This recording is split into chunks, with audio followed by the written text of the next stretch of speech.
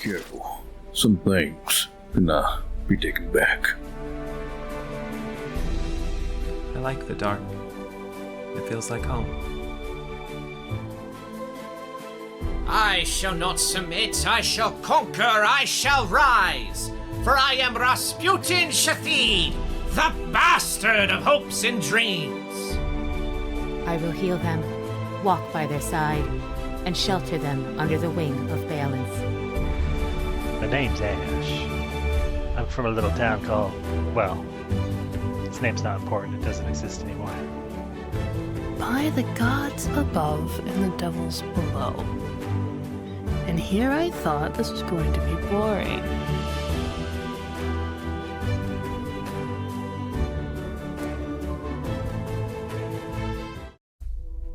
Be careful. Some things cannot be taken back. I like the dark.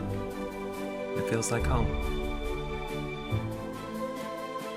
I shall not submit, I shall conquer, I shall rise.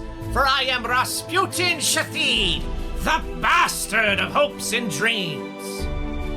I will heal them, walk by their side, and shelter them under the wing of ℙ𝕒𝕒𝕚𝕒𝕗𝕚. My name's Ash. I'm from a little town called, well, its name's not important, it doesn't exist anymore. By the gods above and the devils below. And here I thought this was going to be boring.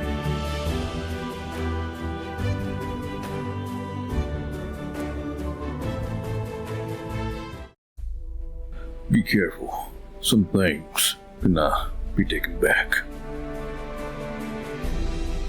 I like the dark. It feels like home. I shall not submit, I shall conquer, I shall rise. For I am ℙ𝕒𝕒𝕚𝕒𝕗𝕚, the bastard of hopes and dreams. I will heal them, walk by their side, and shelter them under the wing of ℙ𝕒𝕒𝕚𝕒𝕗𝕚. My name's Ash. I'm from a little town called, well, its name's not important, it doesn't exist anymore. By the gods above and the devils below. And here I thought this was going to be boring. Hey everybody, welcome in to this week's episode of Your Mom. Whee! I totally spaced on what this game even was for half a second. What's up? It's your host, your storyteller, your dungeon mistress. Hopefully this is working well in terms of noise and sound and whatnot. I'm testing a new, so newer than other streams, sound system to go through Discord and OBS just to see if this one also works. So let me know, players, let me know, chat, how we all sound. So far OBS says there's no problems, so let's get to it. Thank you all for coming. I really hope you enjoyed the session. We're gonna get through the anxiety together. Hold my hand. With that, I'm gonna pass it over to Grey Griffin. Hi, my name is Grey Griffin. I will be playing Serenity. She is a young woman that's starting to come into her own, suffering from a mysterious past that she doesn't always remember. She can be a little sporadic and is always chaotic, but she has a good heart and is somebody you want on your side of the fight when the chips are down and things are getting serious. Also, Rasputin is her best friend, and she is Rasputin's best friend. And if he tells you otherwise, you can disregard that. It is the previous best friend position has been vacated. Serenity didn't even have to kill him, so it all worked out. That was my best friend. I mean, and now he's dead, so it's fine. It's all right. We can work on that. Cold, dude. Not as cold as his Say corpse. it. Yeah. I'll say that. No, his grave's pretty warm. I've been lighting it on fire every night because I hate him. Oh, God. Oh, we gotta have a talk. Listen, the only talk we gotta have is Rasputin is my best friend, and it's fine. Don't worry about it. Mm-hmm. Yeah. So listen, it's fine. Don't worry about it. Serenity is fine, perfectly normal, perfectly bog standard, everything above board, and on very straightforward. There's no hidden secrets for Serenity. And with that, take us away, Rasputin. Greetings, I am Rasputin ℙ𝕒𝕒𝕚𝕒𝕚𝕚, the bastard of hopes and dreams, the most powerful wizard you will ever meet. And yeah, just gonna watch these fools go through their own doors and suffer the same fate that I did. But when we leave the doors, we'll grow stronger as a unit. It's going to feel crappy in the beginning, but we'll press on until I reach my goal, until I make Maximus pay. And to that, I pass it along to Blondie. Hello, I am Dork and I play Blondie, and you should not look up to him ever. He's a bad man. That's about it. I choose you, Ash. Hello, I am Watch, Rinse, Repeat, also known as Rinse. I will be playing Ash, a little psychic rogue these days, who just would love if she's right about this door, and would not like to see the other things that could be behind it. But enough about that. We'll find out what's behind it soon. Wait, who have we not gone to? I wasn't paying attention. Vale. To Vale. Murphy, no, wait.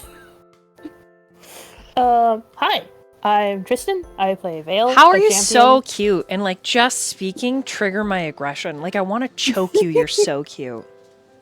Right? Like Yeah. you're just like, what? Me? Her? And I'm like, yes.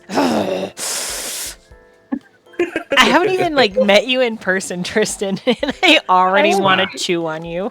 Just want to watch the life Yeah. leave your body. No, not like that. That's crazy. No, that is not how I feel. It's like when a dog bites The his ultimate tail beauty. and then swings No. around by No, it's kind of like what I feel for Murphy and Quinn, especially. It's just like,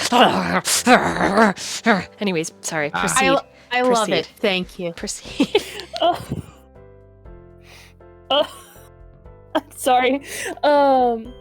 I playing Vale. He's a champion with a criminal background. I think that's been pretty apparent at this point.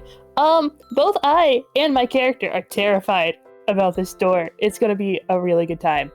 Has Murphy gone? No, a smooth transition. Hello. Fantastic. Save the best Yeah, for hold last. on. Yeah. Oh God. Okay, now I'm stressed out. Damn it. Hello. I'm Murphy, and I play Sister Will.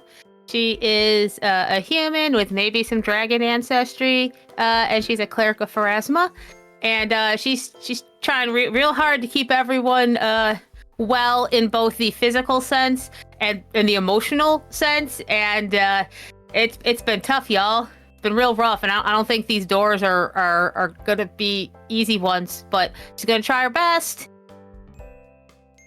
Also, she definitely isn't getting real sick of Rasputin talking crap about Maximus. She's fine, and she's not swallowing it down and just pretending it doesn't get hurt to her. But, you know, it's fine.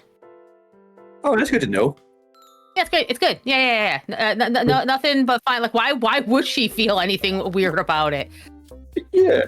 Okay, Rasputin, Yeah. proceed. Or why would Rasputin give a shit? Yeah, see, exactly. I don't even know why we're having this conversation anyway. Hey, it's your turn, Dolly. Hey, back to me. What's up? Yeah, we got a recap. Oh man, do we got a recap? If you'd like to get involved in the game, you can. I have not finished my Pathfinder loots, but you can use the D&D loots, which are for gifted subs.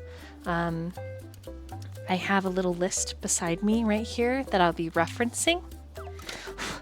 They roughly do the same things. Oh wait, Streamloots are the cards, and then !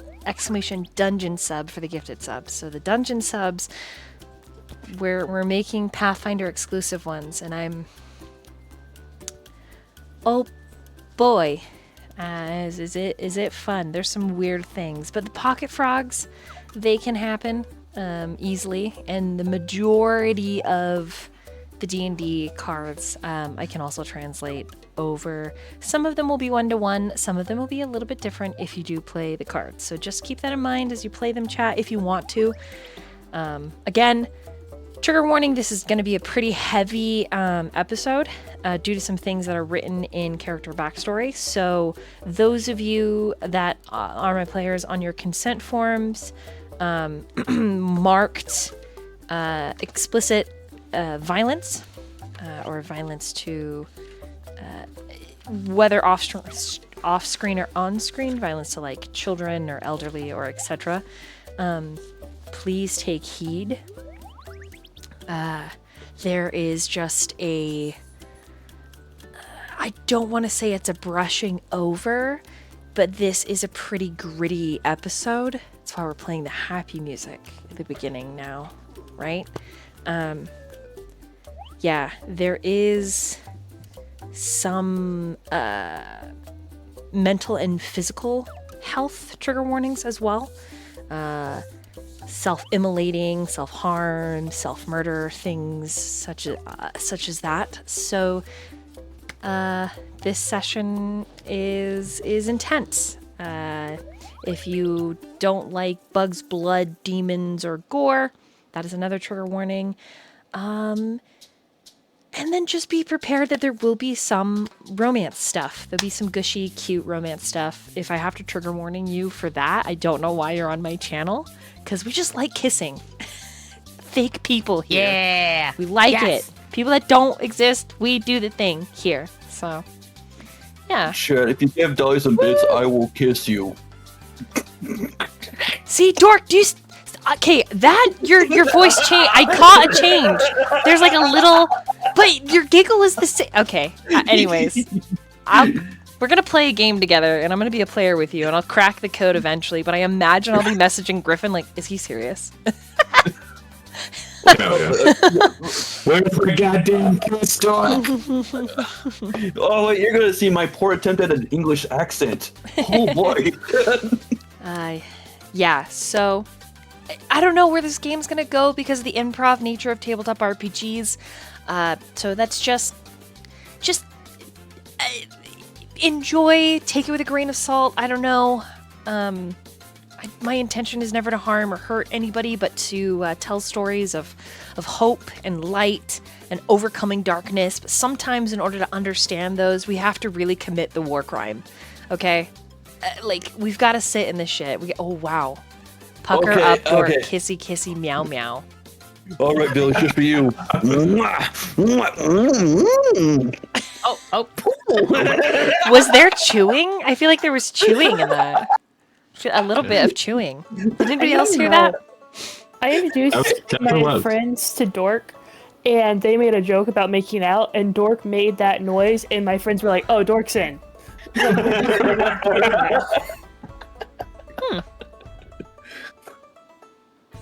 I'm a chameleon. I blend into any group. Even the cops? Yeah. Oh, okay. All right, now you have my suspicion. Cool. Well, with that, what do you guys remember from last time?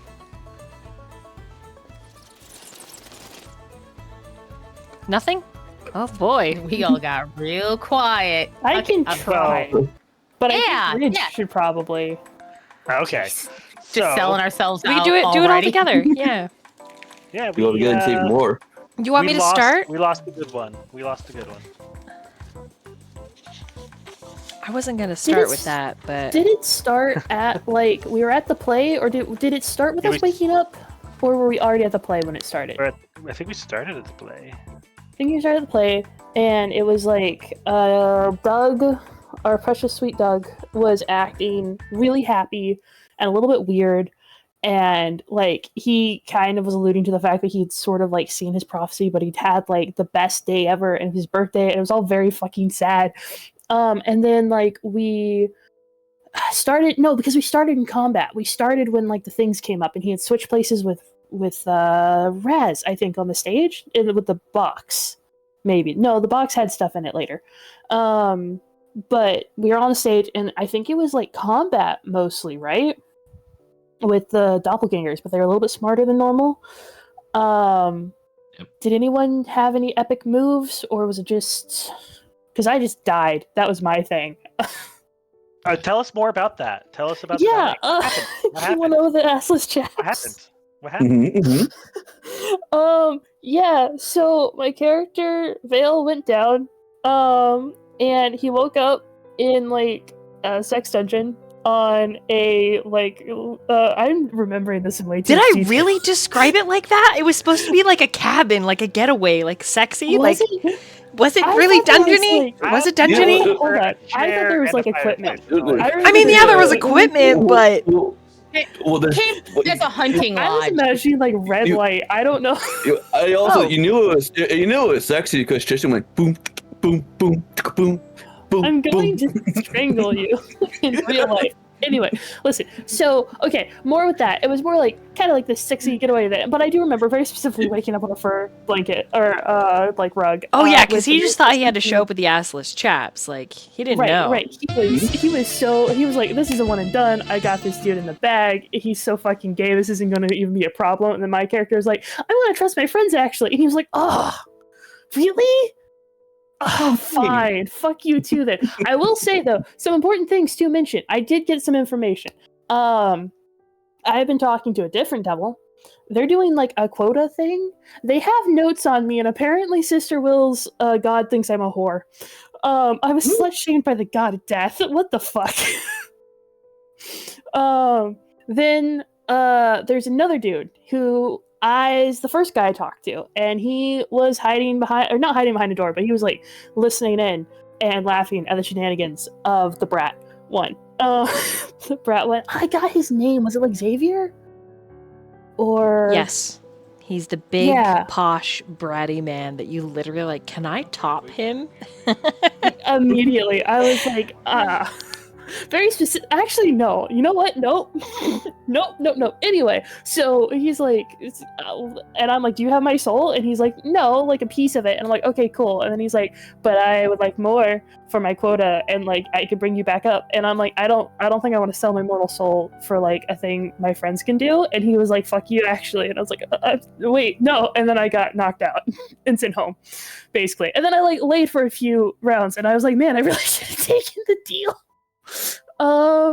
Yeah, and then there's like more combat, and then Doug sacrifice. Well, he was already kind of sacrificing himself, but he like his last action was to draw the things away from us to a certain degree. And he died in a blaze of glory, like the sweet precious boy he was. Oh God. God, what? There. I know once we get to our door, what the fuck happened, but what was the bridge? Was there any like bridge event? Or There was a very important bit about how Starlight must meet Steel to avoid the end. Okay. Does someone else want to? I'm very bad at remembering like specific dialogue. I'm sorry, unless it was Oh, no. involving. I sexy have double I have a bags. really good specific dialogue. The last will and testament of Doug, as he held his heart made of starlight out to the party. Specifically to his very best friend, Rasputin Shathid.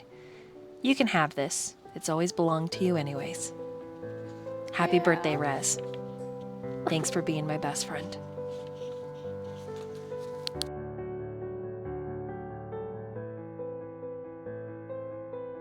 All right, I'm sad now. Cool.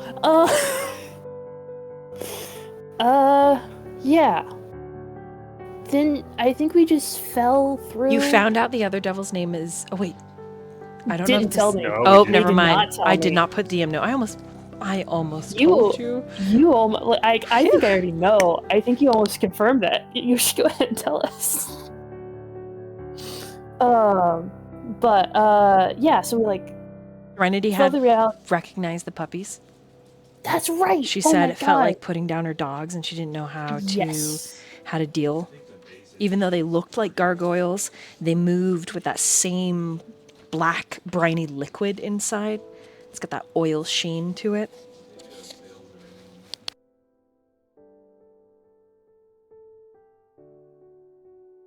I'm doing a bad job. Is there?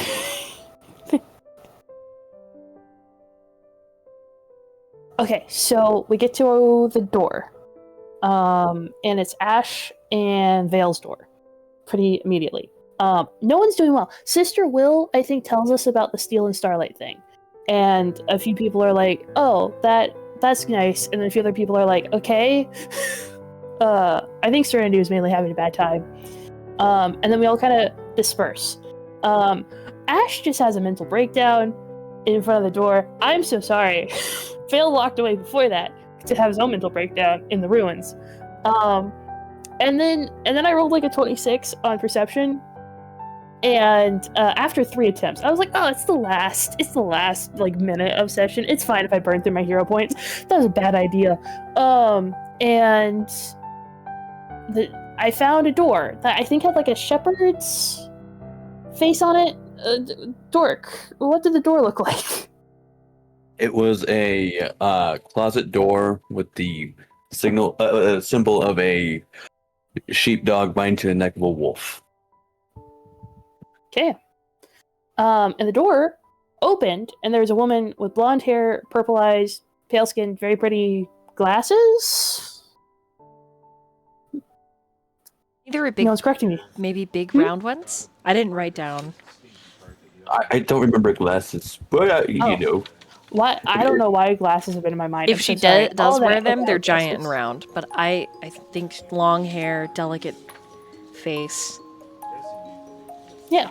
And so she opens the door and goes, oh, and then closes the door. And then my dumbass goes, I'm gonna like knock on the door because that's actually insane. We haven't seen someone like come out of the door before. What the fuck is that?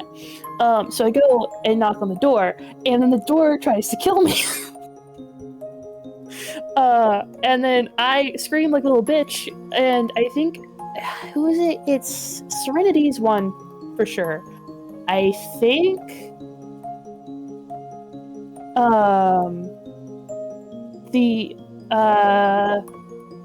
who came to the door?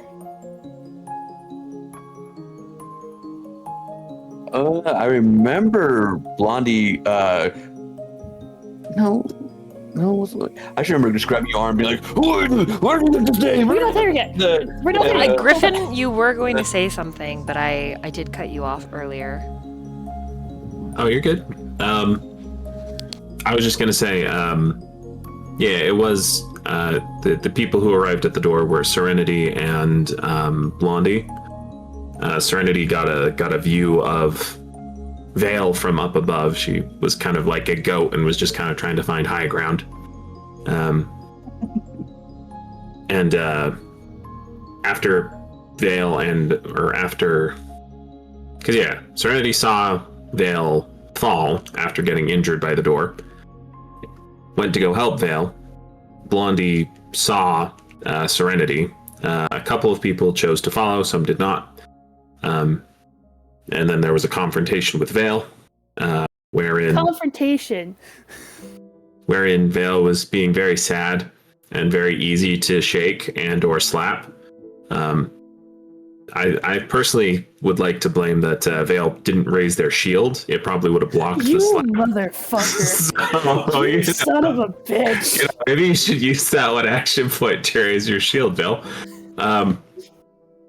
Otherwise, though, yeah, it's... there were...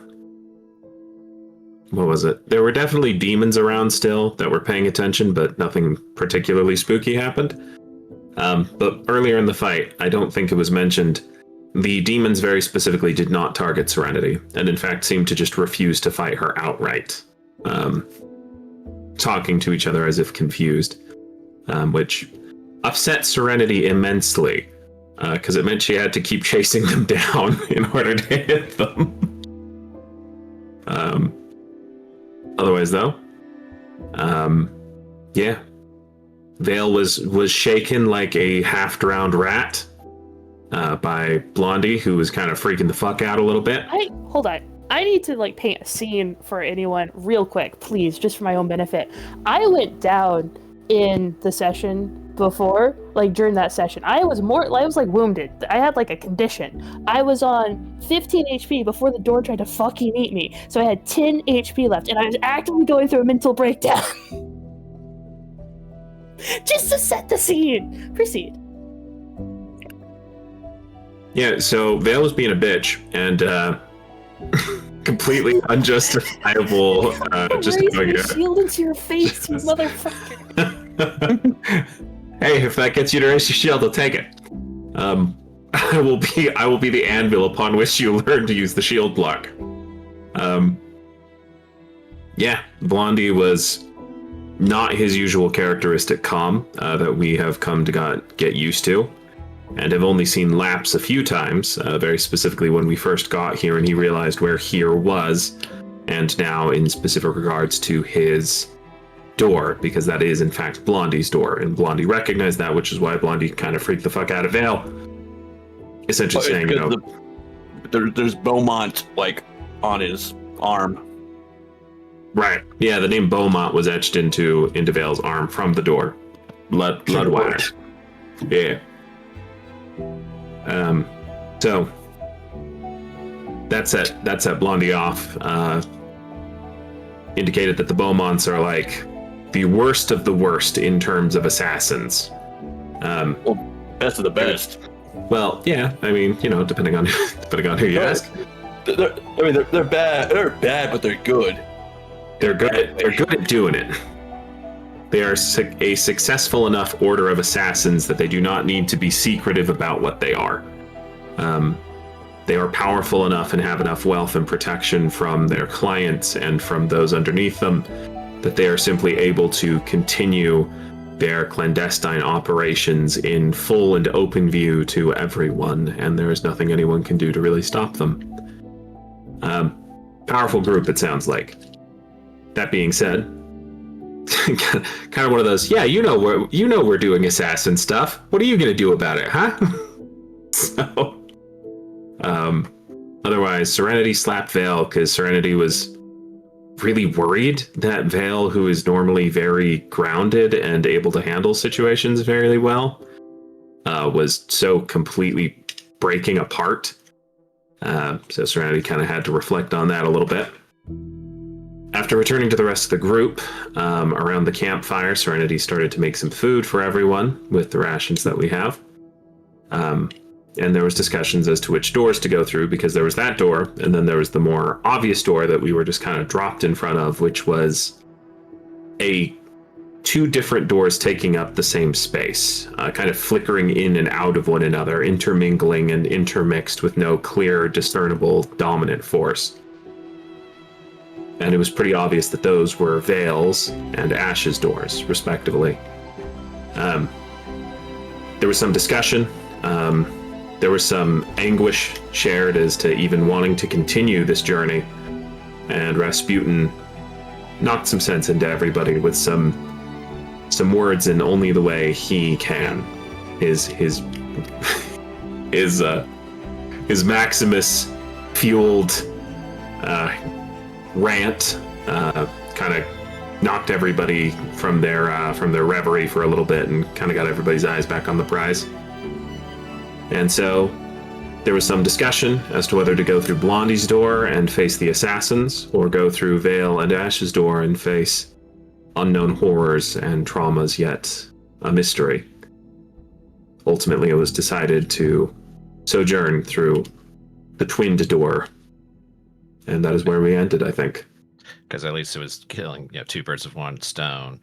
And I didn't recognize the name of the assassins. I thought it was the name of some soup I've had before, so I wasn't really afraid.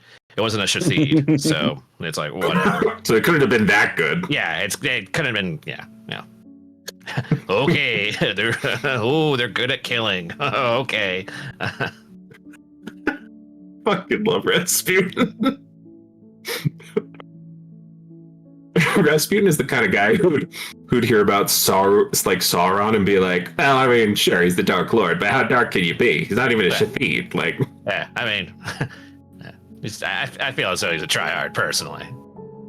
I just think he's not really worth it. Like, he gets orcs to do his bidding. What the hell?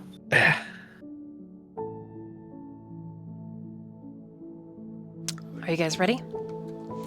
Let's rock. Yes. So you stand before you, this door shifting in and out. It has been made clear to you that through each door, you must collect Starlight for whatever purpose. Bringing it together. And it is not necessarily for Maximus, because the Starlight was first poured into ℙ𝕒𝕒𝕚𝕒𝕚𝕚's father. It was a gift. And he in turn gave it to a friend.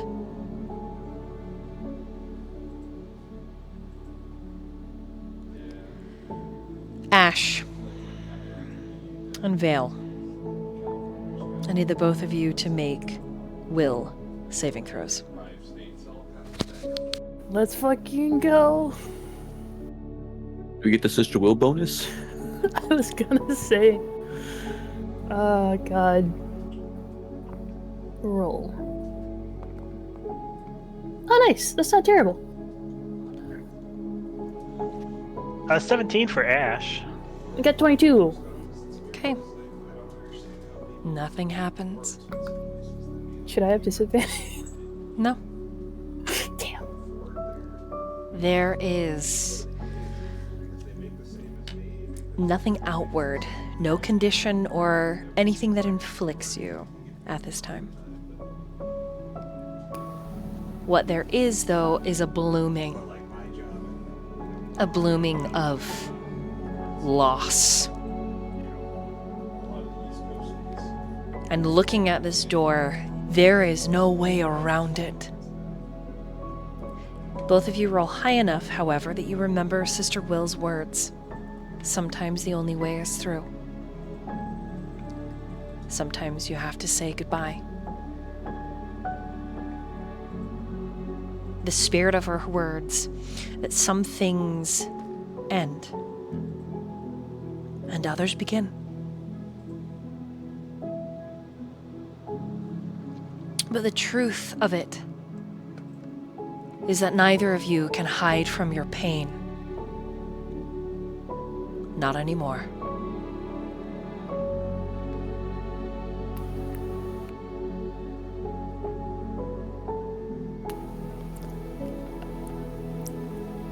Watch me. I would like the entire party to take a full night's rest. Oh, thank God. Hell yeah. A gift. But it does not come in the way you expect. There is no distinct instruction beyond the voice that tells you to sleep.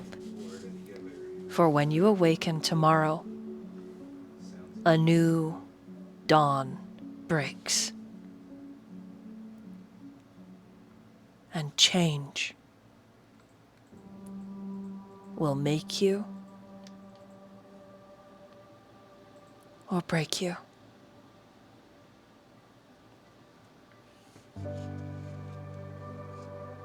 Serenity. Yeah.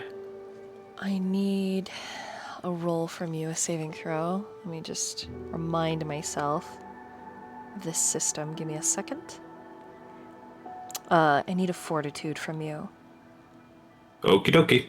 Everybody else, your rest is more or less fitful. And it is your choice in character if you would like a dream. If you would like a dream, in our Discord chat, type yes. It may or may not have some narrative arc or some interesting flavor text.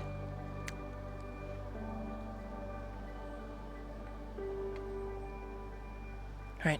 What'd you get, Serenity? Serenity got a 19 Constitution save. Okay. Your dream starts soft. happy. Hell yeah, brother. It starts at the cafe with the man that you have been watching, admiring. With him coming into the...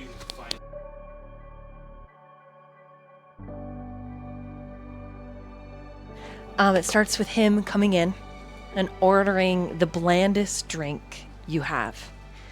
And you find yourself clutching the utensils, wishing for just a moment that Blondie's order was just more complicated so that you had a longer moment with him.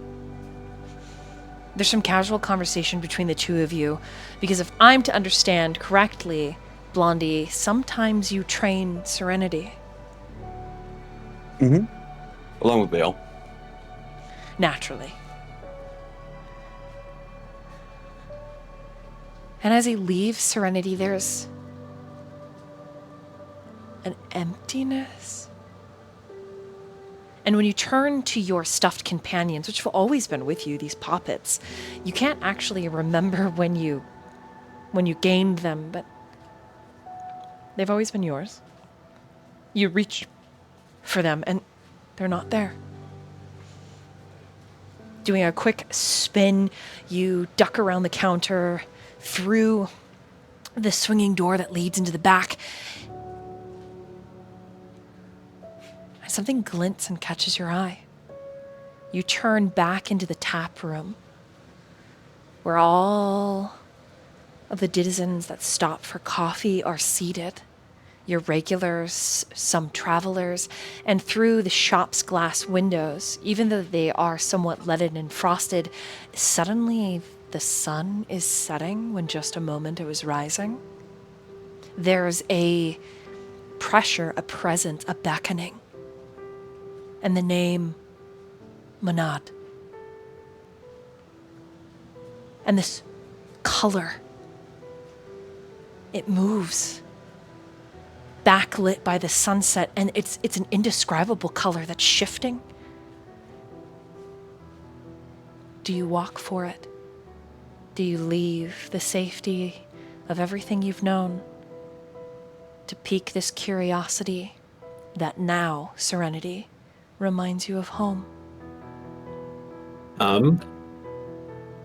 For Serenity, I think that there is not even a conscious thought about it. And if it is the curiosity of a dog who has found a interesting little bug. She is enthralled by something that just said her name and this new phenomena. Her curiosity is 100% getting the better of her, and she is absolutely going to go out there.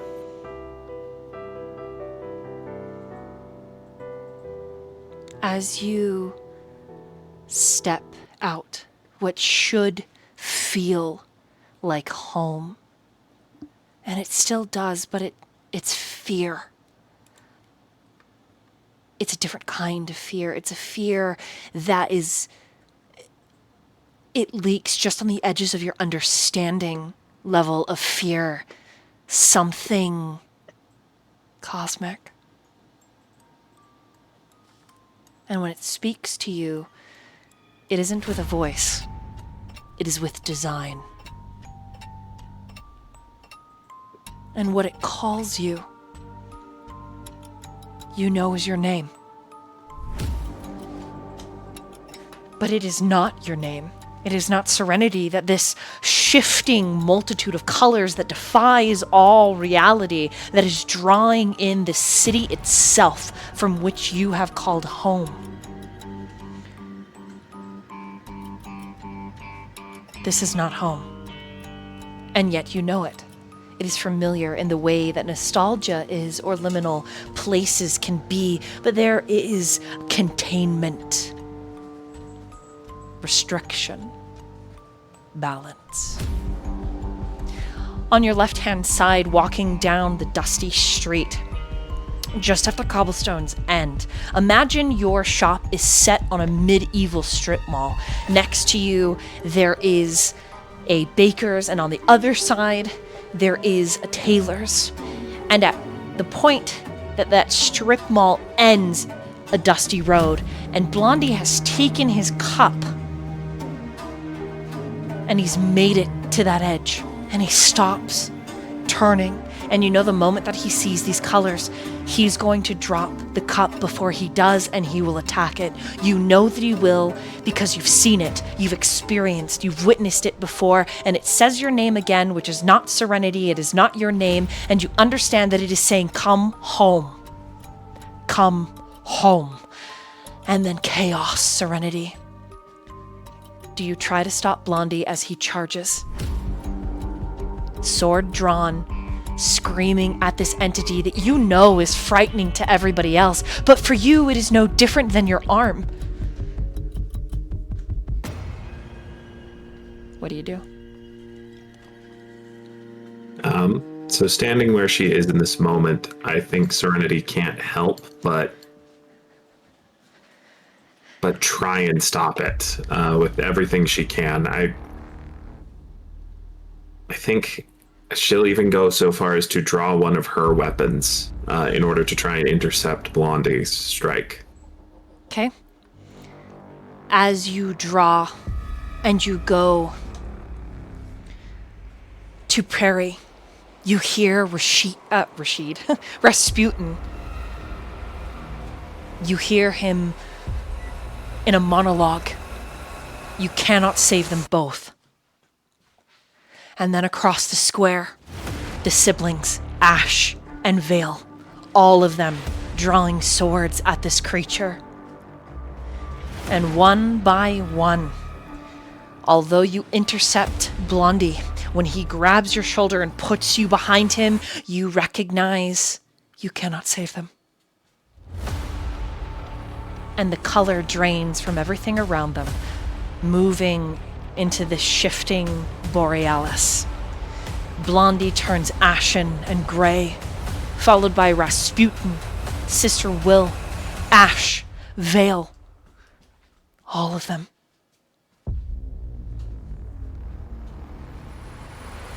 Until you are the last thing of color standing. And even then, you watch the pink begin to bleed from your hair. Your paws begin to lose their luster. And it says to you, a presence, not a voice, come home. And you wake in a sweat. What do you do immediately upon waking?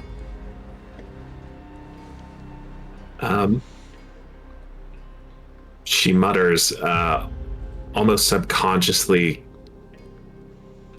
with a lot of dark, intertangled emotions directed towards the speaker in her dream.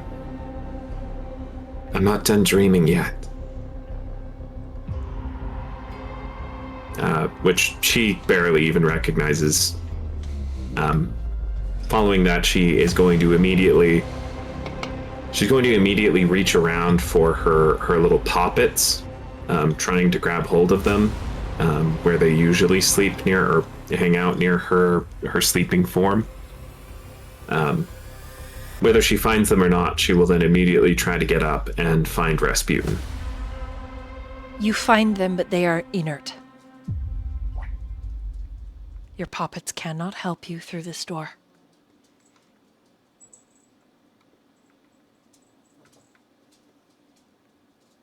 She will scoop them up and put them in her bag then, very softly. Okay, it feels like they're sleeping.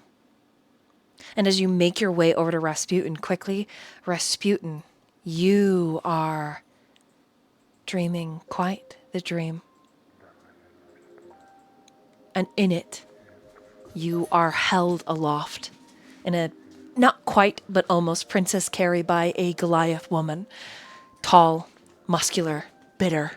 But you are her house husband, and also the king of her entire kingdom, which she has gifted you for being so pretty and little. I can work with that. You are being given gold by goblinoids, and they're all of the same size and rough shape of your best friend, Douglas. And then in and among them, there is a priest that everyone makes way for, with your very hot Amazonian wife setting you down in your throne, your cape of pure gold. And you see on your mother's arm, moving through these goblinoids, holding her hand with the goofiest smile and his gapped teeth, Doug, with your freshly forged crown, because you have beaten Maximus. And you are the king of the world.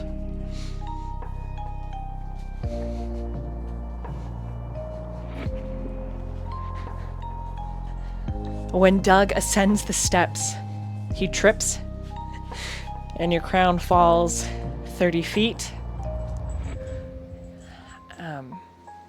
into the mud. And then he gets up and also falls down the stairs to get your crown. And when he straightens, let's try from the top. And so your nightmare is then 6 hours of trying to be crowned king of the world, but just shit happening. At the very, very end of the 6 hours, there is an undead army that invades, and you finally have a choice. Someone has brought you a contraption they've called a bazooka. You have no idea what it does, but apparently it throws a fireball very, very big. There's this undead army that's starting to evade. The goblins, they're all dressed for some reason in theater costumes. Or clowns. Probably Doug's doing. That being said, your Amazonian wife gives you an option. She holds the bazooka out for you and says, would you like to use this? Or shall you use a weapon and I fastball special you into their army? Or, third option, I use this and you throw me into the army and I shoot them with it. As you wish, tiny husband. Before the fireball goes off, you're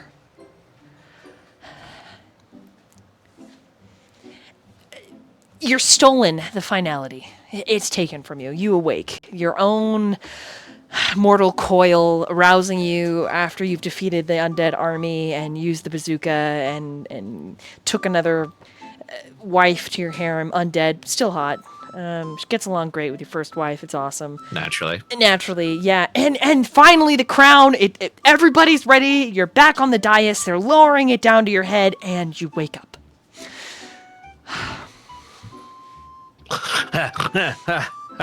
God damn it! Rasputin. Rasputin. Oh god, I'm still in a nightmare. Rasputin. Maybe. Hey, what's a bazooka? What? You didn't hear anything. You were mumbling in your sleep. What's a bazooka? Also, I don't mumble in my sleep. Mind your own business. I mean, I'm just saying, we have some pretty big women around town. If I had known, I could have started getting you set up with somebody. Shut up! Just leave me alone. Hey, listen. I don't want to sleep anymore because my thoughts are too loud. Do you want to play cards? Of course I want to play cards. Okay. Want me to make some coffee? I won't stop you. All right. Black like you like it, yeah? Yes, I like my coffee like I like my women. Hot, dark, and bitter. And Serenity will start the coffee brewing while she gets her cards out to play some Five Dragon Ante. All right, with that, we slide over to Blondie. Your dream is not so fun. In your dream, you are being forced to make a choice.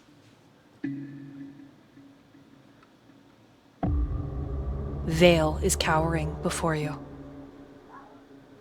He's discovered every one of your secrets. He knows who you are, but more importantly, what you are. And meeting you head to head for every crime that you have committed He challenged you. You have displaced his weapon. And it would just take one swift swing to sever head from shoulders.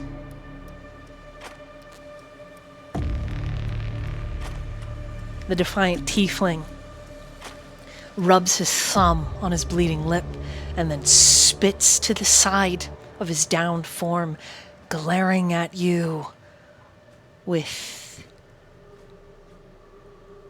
pity. You could kill him now and spare everyone else discovering what you've done.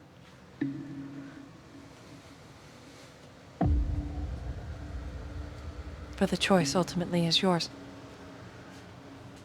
You can feel your hand shaking. The pommel of your blade heavier and harder than you remember, even wrapped in leather. Even your hand covered in glove. Your calluses, long gone hard, they ache as if you are green again. Or maybe it's just the fear. Maybe it's just what you have to do. But you don't know if you have the strength to do it.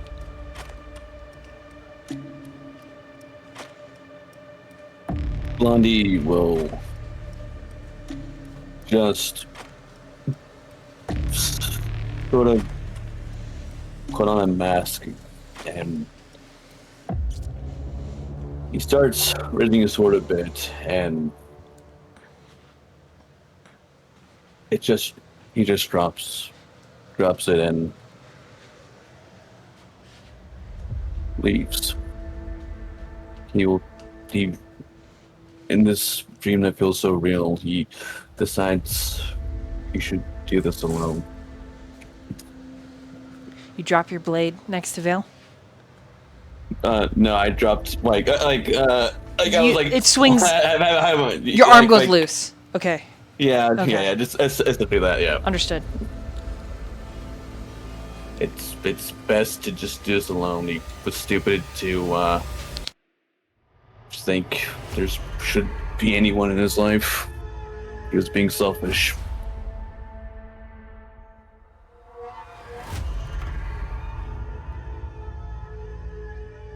Monsters don't deserve friends.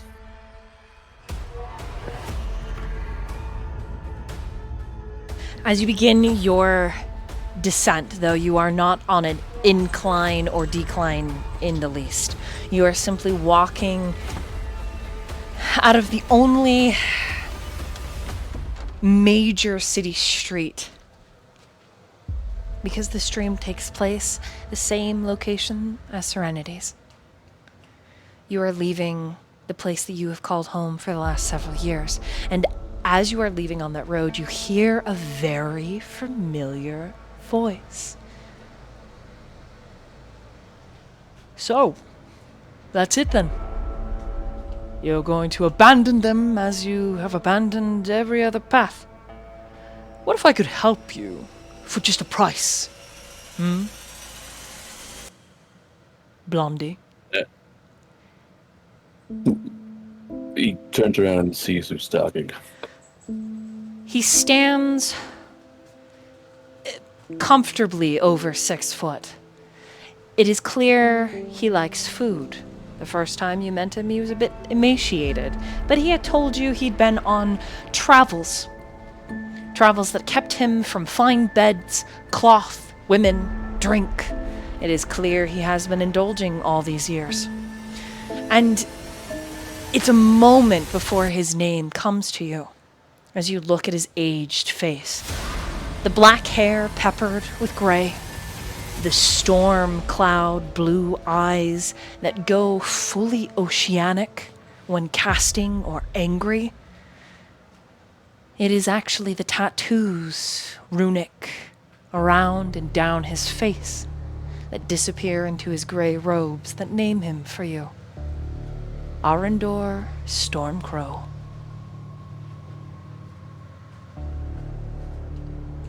Arendor. So you've been enjoying yourself? Ah, yes, quite well, actually. And he pats his form. You know, when I said at the end of the war, you'd be so popular, you could have your fill of women. Didn't think you'd take that so quite literally. You seem satisfied. Quite. Though you seem not as satisfied, my friend. Perhaps I can remedy your dissatisfaction. You hear in the distance Vale shout, "Coward! You're just gonna run from this?" And then you hear another voice. It's like, "Vale, who did this to you?" His sister. Let's move. You tell me about it, or I'll just leave you to it. Well, I don't care. You have something I want. And he points to your belt pouch. Now, the two of you have been walking this whole time, and Vale's voice is getting lower and lower and lower, and then you hear Ash join, calling your name.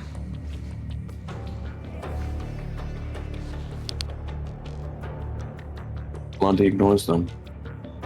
They don't need them. There's someone much more worthy out there for them.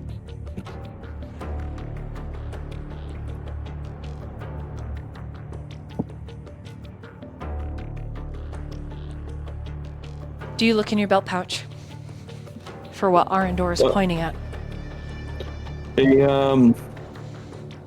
Yeah. So you're sort of not looking, feeling around, just making a wild guess.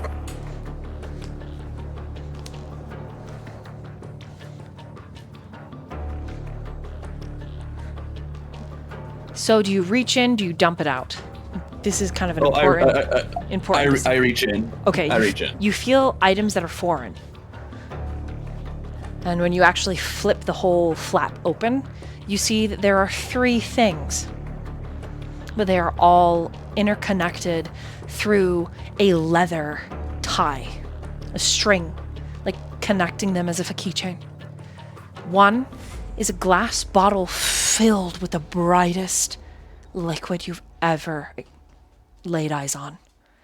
It has this borealis sheen. And when you ambulate with the leg that the pouch is next to, shifting the bag naturally, that silver borealis almost takes on the sheen of oil.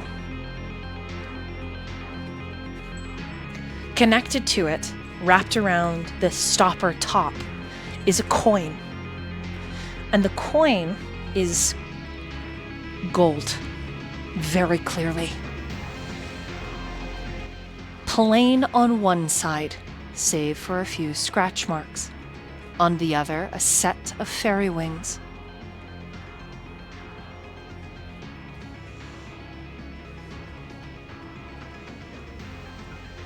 Looking upon the oil, that very familiar oil substance, I'm assuming, Blondie will just sort of side-eye him as looks at this. You connected any of this?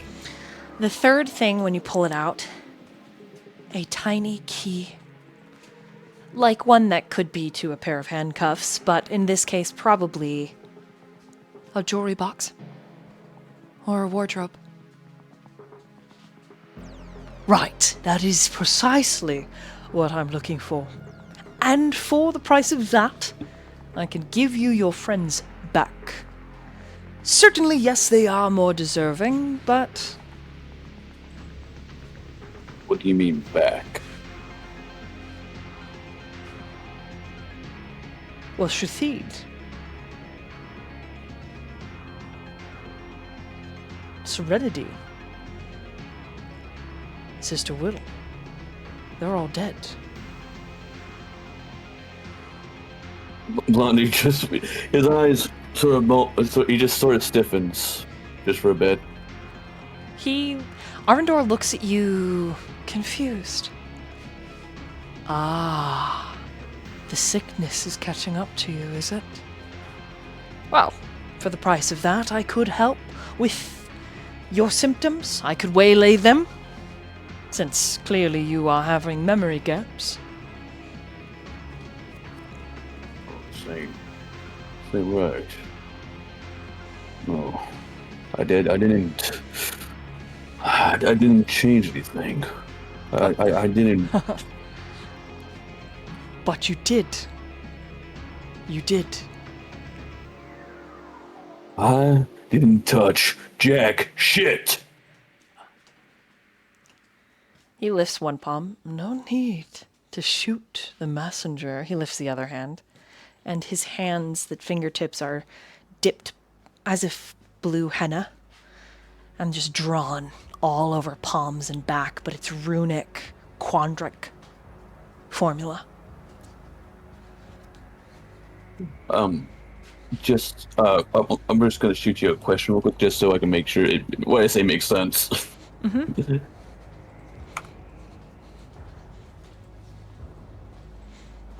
Son of a bitch.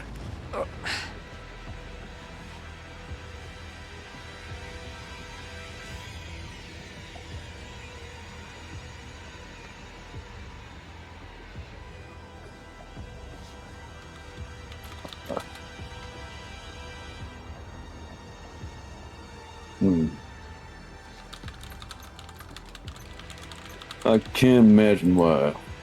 You already have my manor. My riches are yours. What can this possibly offer you? You bear a magical component, dear friend. And I would like it. In exchange, we'll change things one more time. Your memory sickness will waylay the dementia, so you can be yourself for another while, and I'll return those who have passed. Likewise, Vale will never know what you've done. And neither will Ash. Blondie, at this point, what can be described as just a look of an addict. One more time. Just one more time. As he starts shakingly starting to hand over this to him, and may I make a will save? You can. But as a player, remember, this is flavor text. This is like in the video game talking to every single non-player character in the loading screen. You know what? I'll just... So I'm not saying you're free of consequence. I'm just saying the consequences are not as lasting as they could be. Does that make sense? Yeah, no, Okay. no. I'm just gonna roll a personal die. Okay, perfect. As he reaches forward, because and it's basically just inches away from heading to his palm. He just quickly retracts, holding it to his chest. Eyes just thousand distance. I mean, no. I'll do someone else.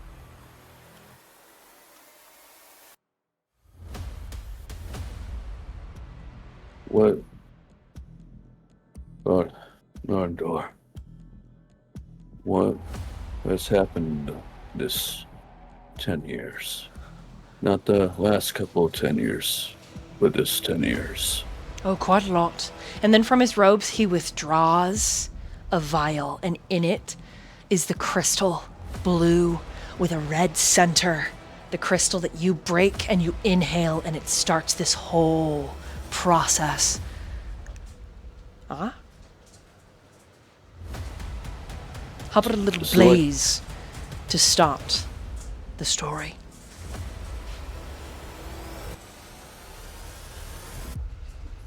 No. Sure. Okay, I need to know what happened. he hands this crystal, and it's like a starburst, this crystal inside the vial. And the epicenter is just a red dot. So as he hands what he calls Blaze over to you, he withdraws his pipe, and he's happy to walk with you and regale you. Final question, Blondie. Do you break the glass and inhale?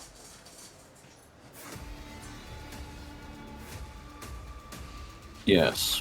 This is not just a regular high. This is raw magic.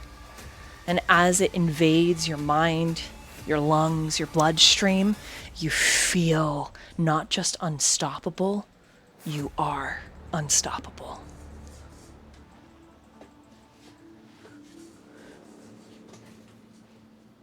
That's when you wake up. And we're going to take our first bathroom break right here, and I'll be right back. Woo! Don't go anywhere. Holy fucking shit.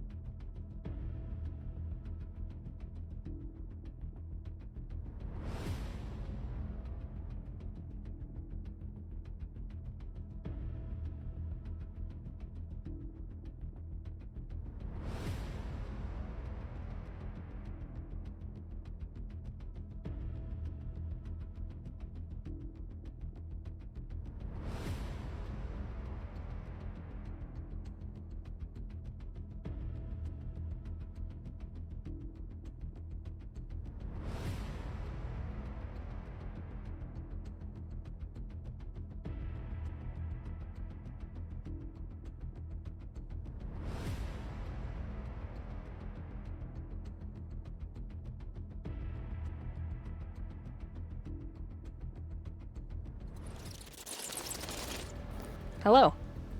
You're back. Hello. Konnichiwa, bitches. Yeah,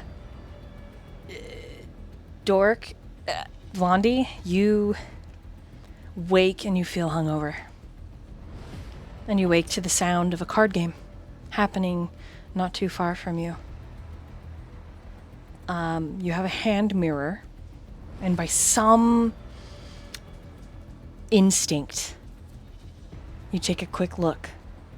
Your eyes are absolutely bloodshot. For that blurred out feeling of blaze. It's not there, but you definitely feel hungover. He sort of sits up and just like rubs his eyes and just take deep breaths.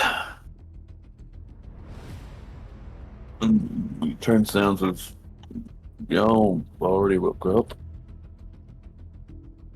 Rasputin, I saw you pull the card out from under your hat. That's not even from the right card set. You can't just play that. I beg to differ. This is street rules. Ah, son of a bitch. Hey, Blondie. Yeah, morning. How's it? Oh, you're looking a little rough. Draw 4, motherfucker. This isn't Uno. What?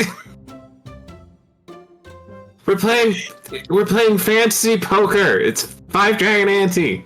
Reverse. Where'd you even get? All right, that was pretty good. I didn't see you pull out that one. I don't know where that one came from. How many of these do you have? Nope, I played a 7. We gotta switch hands. And with that, Bloodie's taking solace in all of this. okay. And with that, we slide over to Sister Will. In your dream, you are as you are perceived to be now. But you are sitting on a pier, dockside, looking out over the ocean that's mostly calm. The sun is setting, glittering over the waves. And next to you, with fishing pole in hand, is your dad.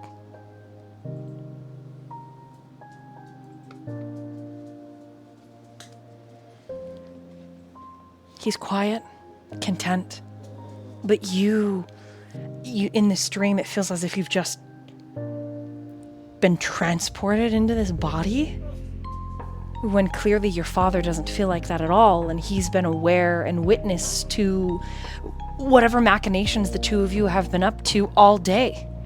He isn't surprised that he's here, that he exists. He just is, right beside you. And there's a finality to it, Will.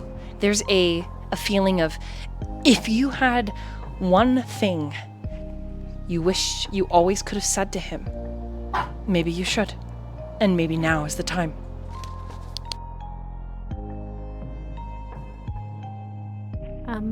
I think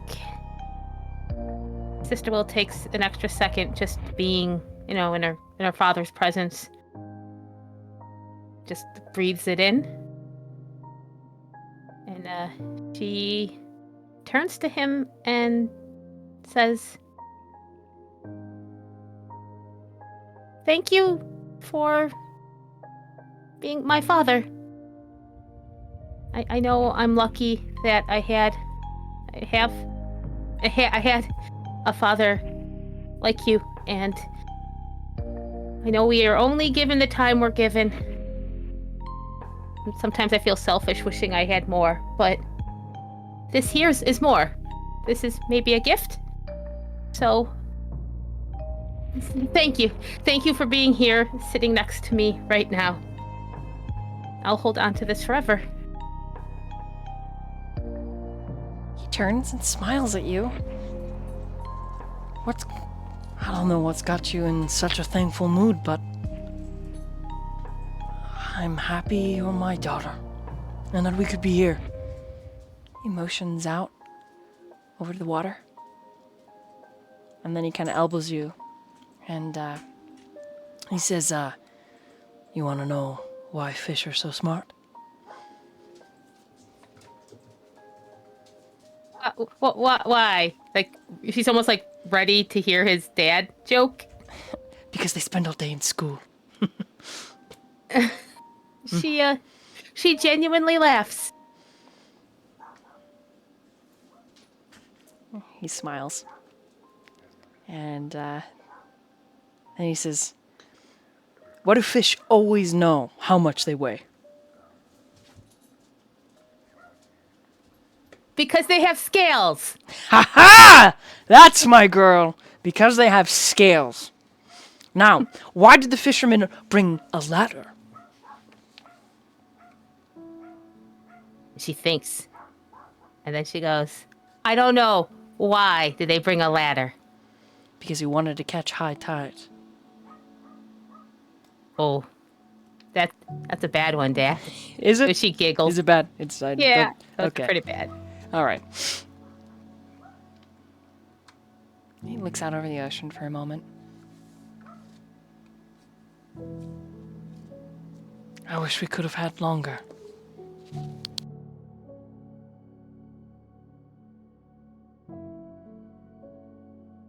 I did too, Dad.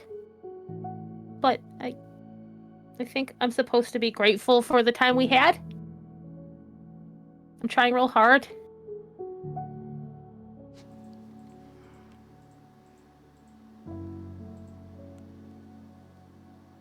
He puts an arm around your shoulders, smiling, but it's bittersweet.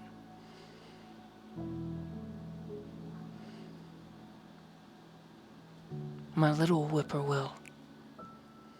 Life, it isn't always easy, and it's rarely what we want.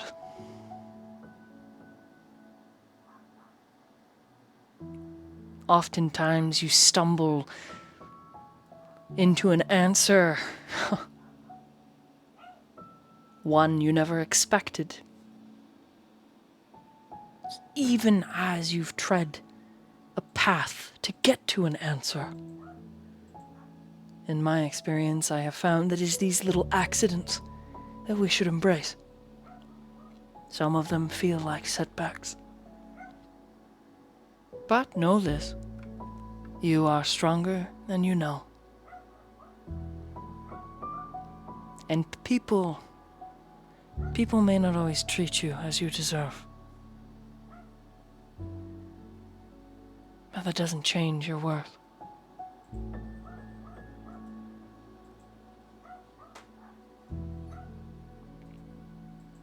Don't be afraid to fail. Failure just means you found a way that doesn't work yet. He releases you to playfully tap your chin. Always listen to your gut. It's wiser than you think. He looks out over the ocean. Work hard, but remember to rest. Be as kind as you can until someone steps on you, and then you beat them to a bloody pulp, or your dad will.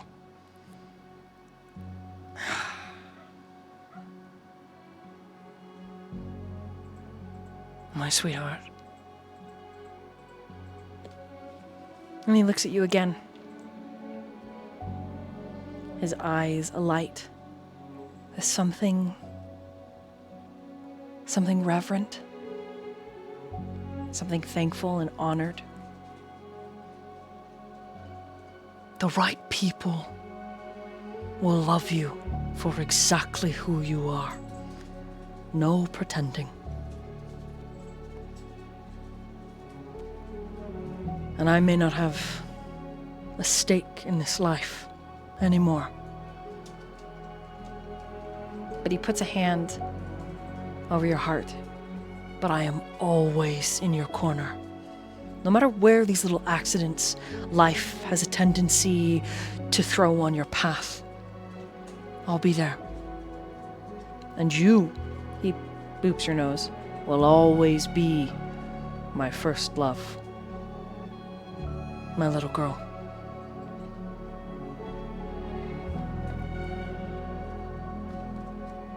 It was an honor to be your father. And he kisses your forehead. And then you hear a voice that you're not expecting.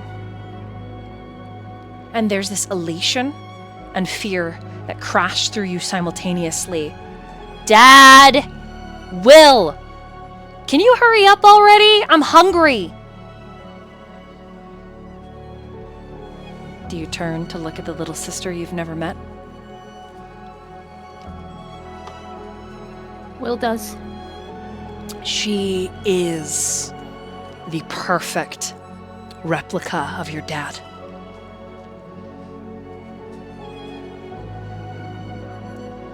And just as sassy as your mom, hands on her hips. I literally have the fire ready! Have you caught any fish? At all! Any. Even a small one. I would eat a sardine right now. Or seaweed. Seagrass?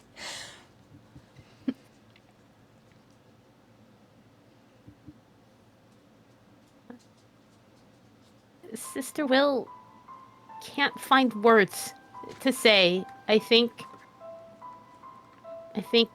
she has tears down her cheeks, and she's just looking and listening in wonder.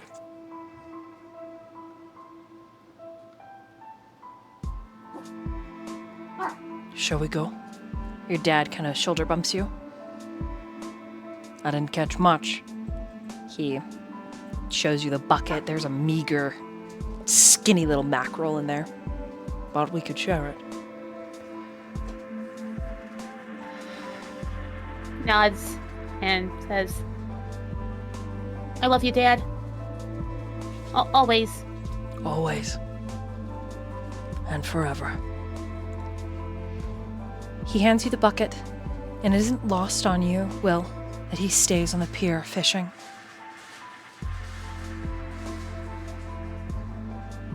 As you make your way to your sister,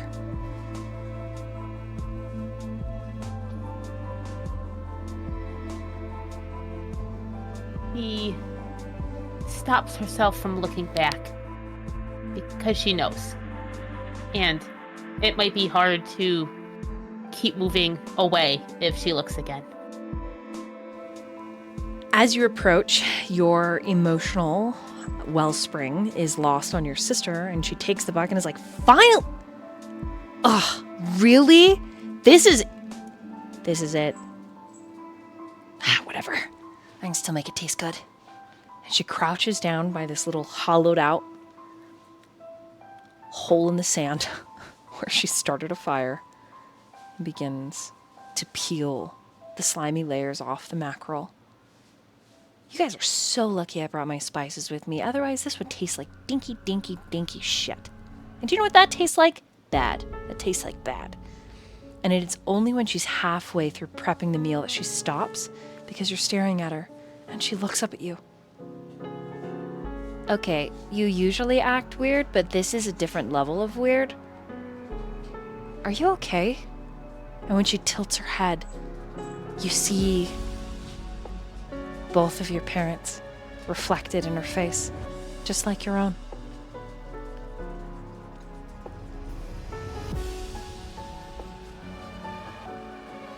Mr. Will doesn't say anything. She just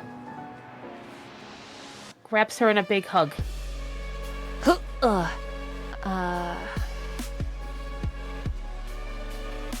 I love you too. She pats you.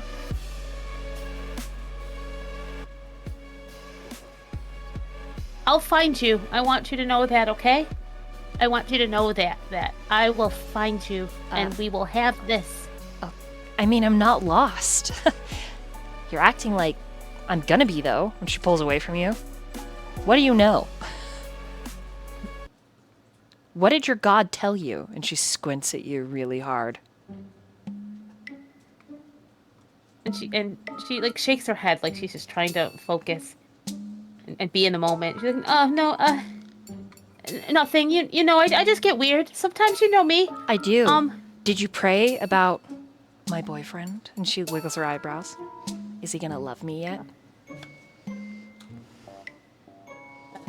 Like, she tries to be sister, like gives her a little, like a little elbow. Boyfriend. You didn't tell me about this.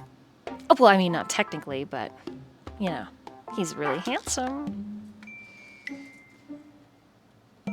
She wiggles her eyebrows Does he some have more. a name? Well, duh. And she folds her arms, then tilts her head again. You really are acting weird.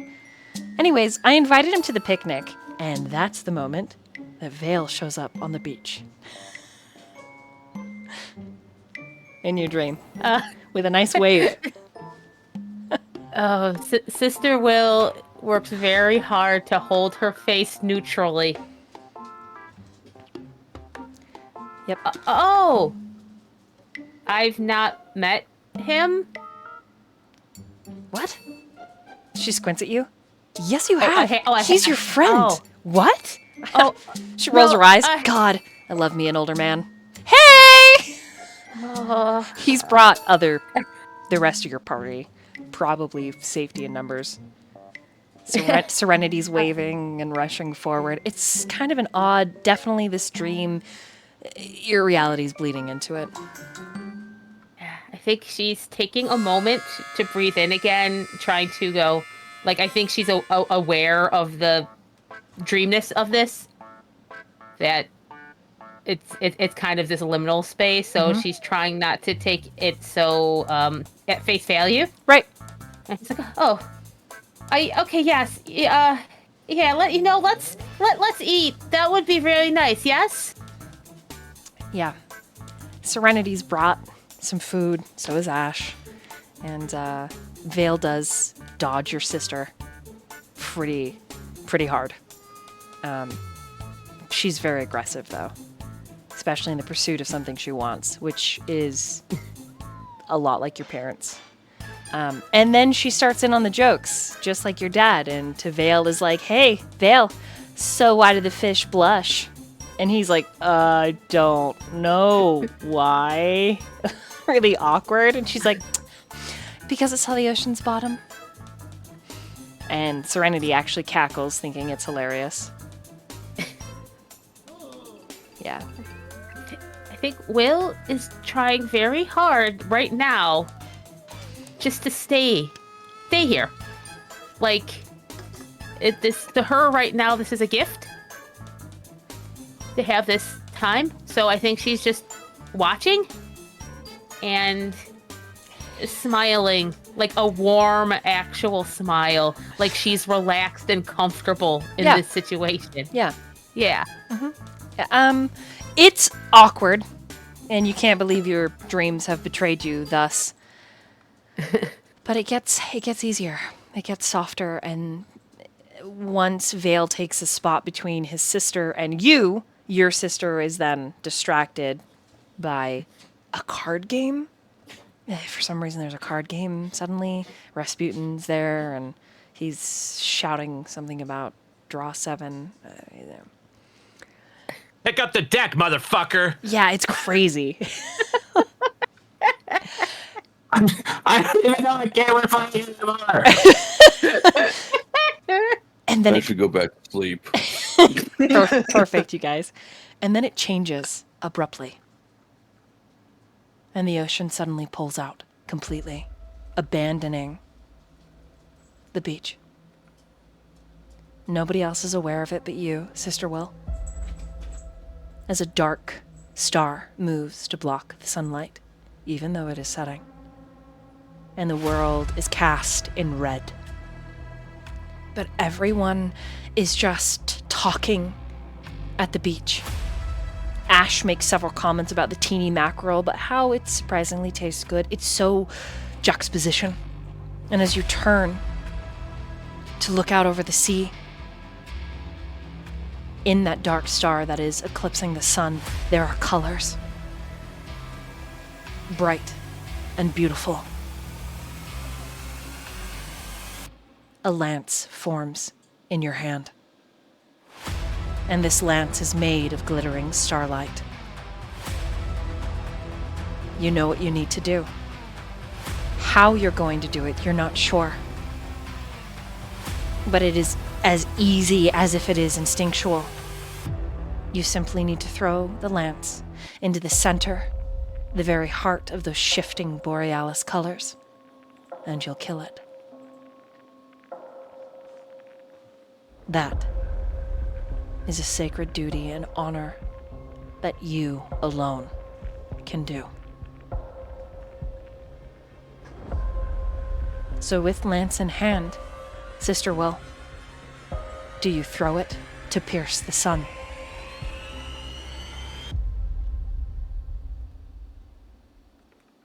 She does, without hesitation. It is a cinematic moment for you, watching the lance sail out over the ocean, a shaft of light following its trail like a cut of glass that pierces the dark star straight through the colors. And then there is a scream behind you, but you do not look back as the sun itself explodes. And you wake,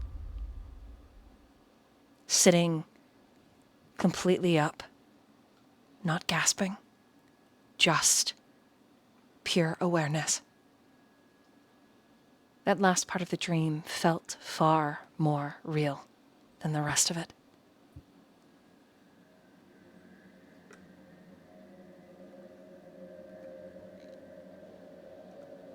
I think she takes a moment and holds that feeling so she'll recognize it, that she understands it.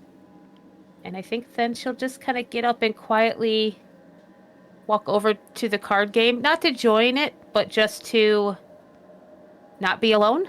Okay.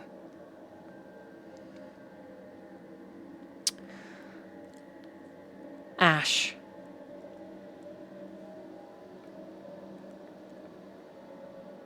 In your dream, you are running.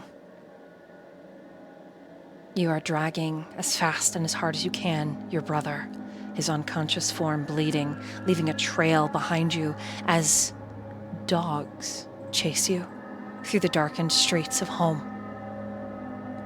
And these dogs are six-legged, hairless, heads over-large and mutated.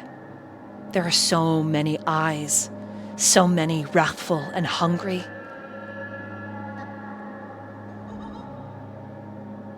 There are two places that you can go. Your old home, or Sister Will's monastery, which is an extension of the one that both of you grew up in.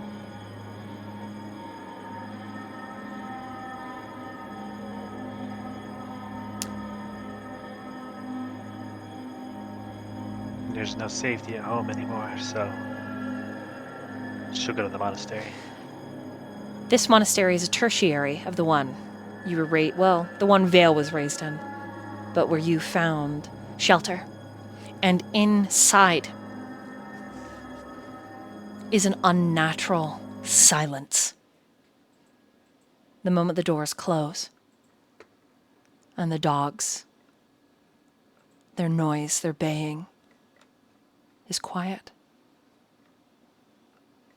You can only hear your own heartbeat.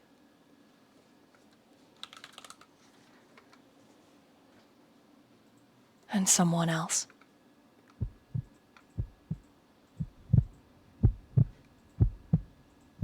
Thank you for bringing him home to me. The church is set up in such a way that you are standing in the grand sanctuary, which is a very large antechamber, beautiful mosaics depicting life and death, birth, marriage, celebrations. There is a few confessional boxes, a place to kneel at an altar and to offer donations, prayer. But largely this room is only meant to be in for a while, a short moment. But it's beautiful.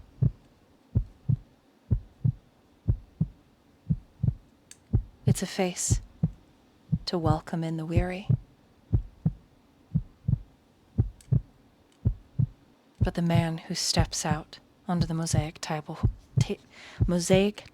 floor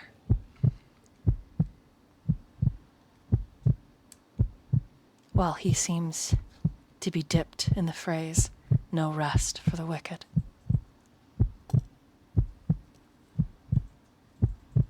Dark skin, unmarred. So dark it's almost obsidian. Beautiful tapered horns. A tail that ends in a scorpion barb. But he is dressed so fine, it would rival that of a king.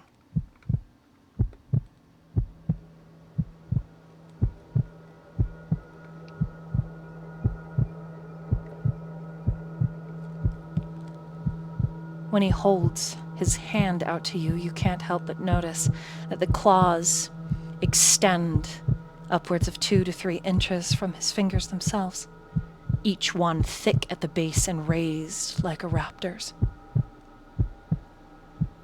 Decadent jewelry adorn these fingers, some of them right after the first knuckle. And the tattoos, white ink. They seem to start at his palm, the tops of his hands, work all the way up the arms, across the chest, and then extend up to underneath the jaw.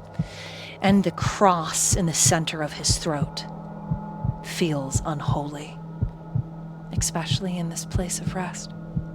Why there are no clergymen or women coming to greet you. It feels off, Ash. Wrong, somehow.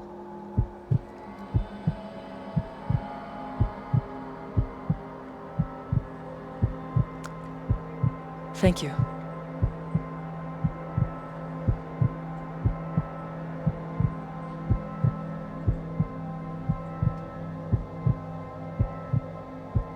I think instinctually Ash growls.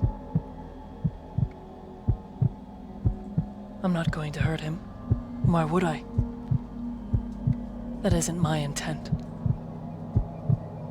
After all, sister-in-law, I merely wish to provide the both of you shelter, and he is bleeding, and I would like to remedy that.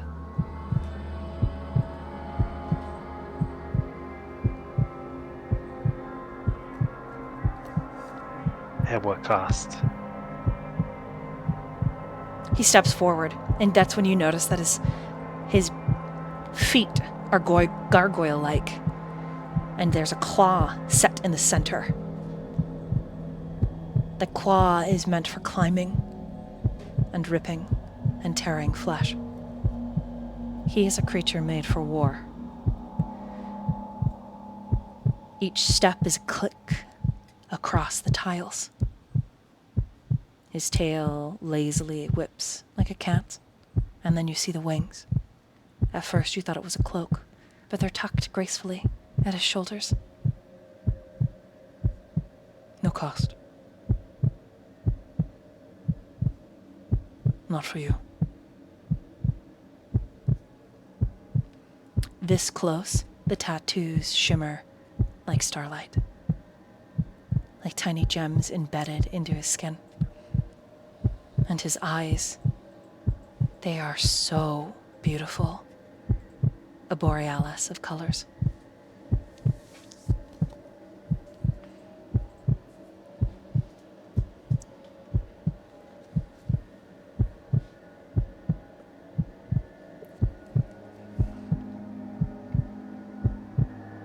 I can't lose more family. I understand.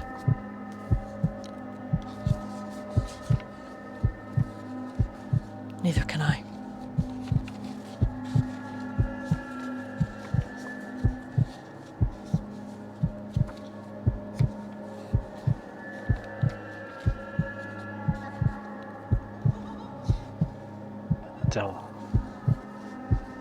don't think I should trust you, but I don't think I have a choice. He grins. I would agree with that. Miss ℙ𝕒𝕒𝕚𝕒𝕚. How do you know that name? Well, we wouldn't want another one, would we? What do you mean? He takes Vale from you, unless you stop him. Ash is too shocked. As he scoops Vale up easily, and Vale is not necessarily a light human, or a light tiefling in his armor, but this man carries Vale as if he weighs maybe $140.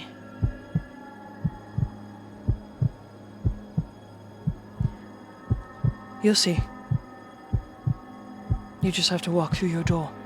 And he turns, tail whipping, as he proceeds towards the dais.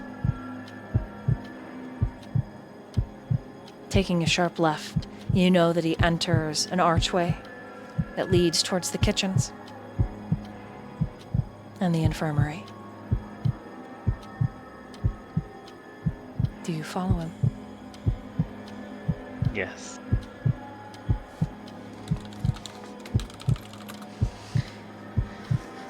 Okay, roll a will saving throw for me.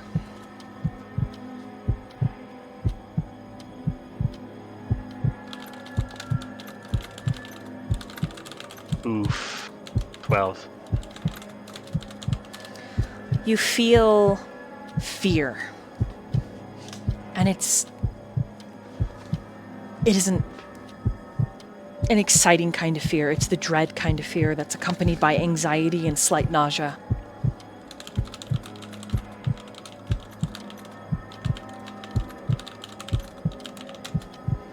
Everything looks the same, but it feels different.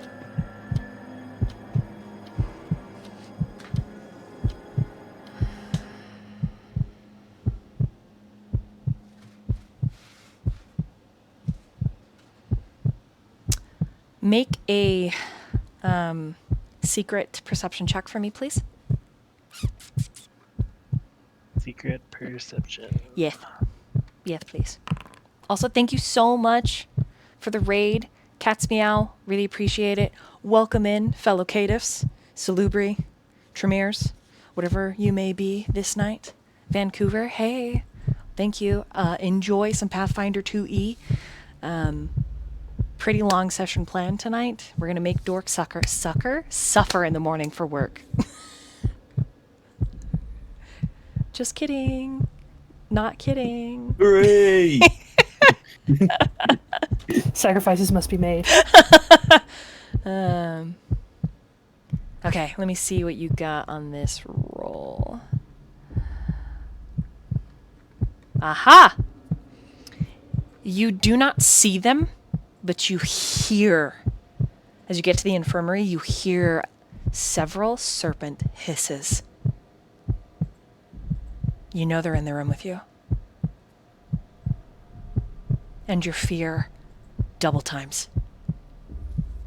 Because you remember, and your door has already been mentioned, and you have no idea who this is. You have a guess who it might be. But why would you dream of him with such certainty, such raw clarity? In the light of the infirmary, the second thing that you notice, his skin. It almost looks like oil.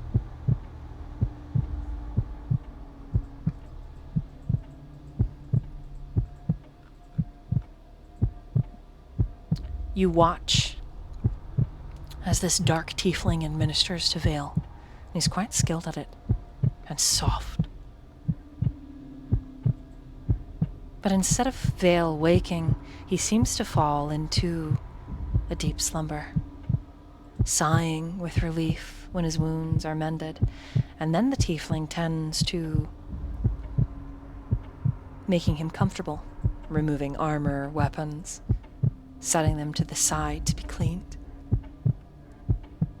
And finally, when Vale is in his short clothes, not technically small clothes, we're not in underwear, but the clothes right before that. This other tiefling tucks him in and kisses his face like a lover would. And you see possession and obsession to a frightening degree. And then he turns to you, this tiefling, with a smile.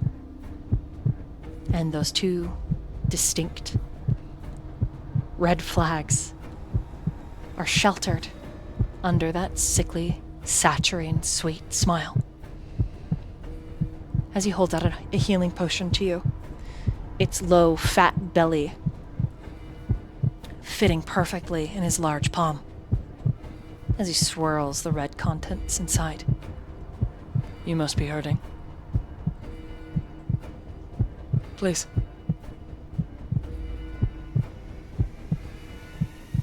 I should.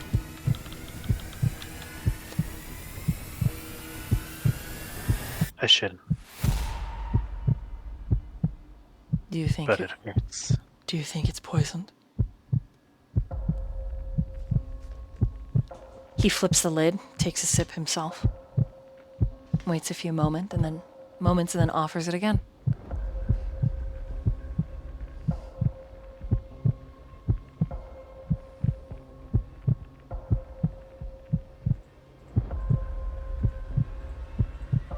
Are you the one Vale won't talk about? Why doesn't he talk about me? And he looks back at Vale for a moment, and then back to you.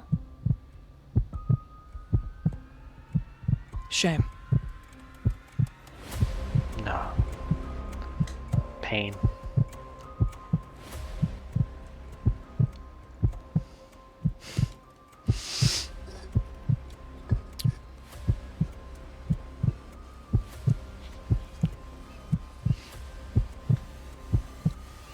You're in pain right now, aren't you? Drink this. It isn't poisoned. And he's gonna set it down for you to pick up and take if you wish.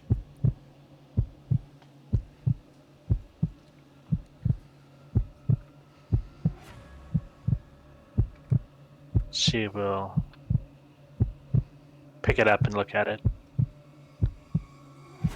Looks like a healing potion. And as you're examining it, he says, "How often do you get the headaches now? Or have they subsided, and your powers simply exist?"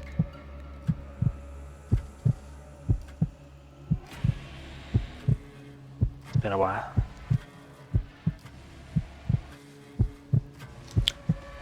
Do you still see the death of the sun? Or do you not remember that?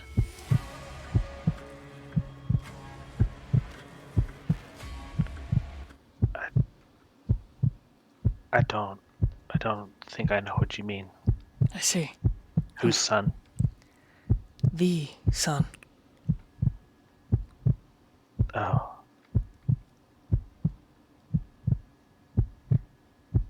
It matters not. I suppose you'll remember when the time is right. He's never once spoken of me.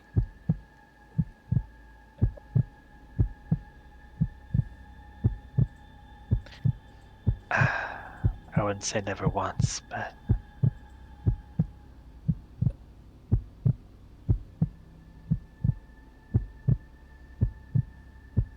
not without tears. And he turns to you, and you. Do you remember me?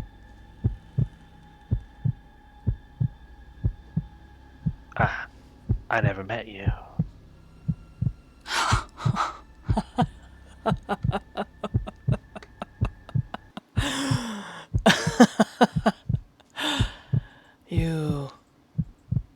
You don't remember anything.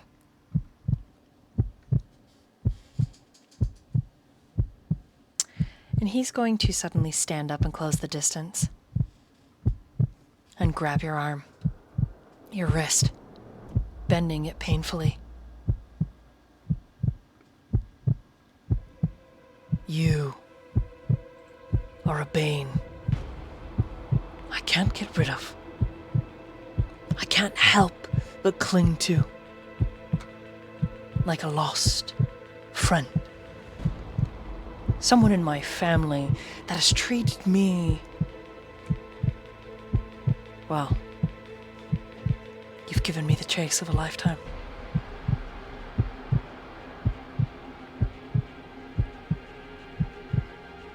And he reaches down, and when he draws his hand up, you recognize the serpent that's wrapped around his arm.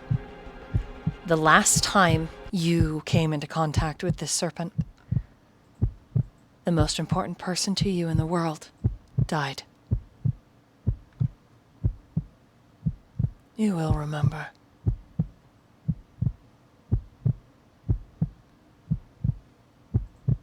And then the serpent strikes you, and you sit up on a gasp.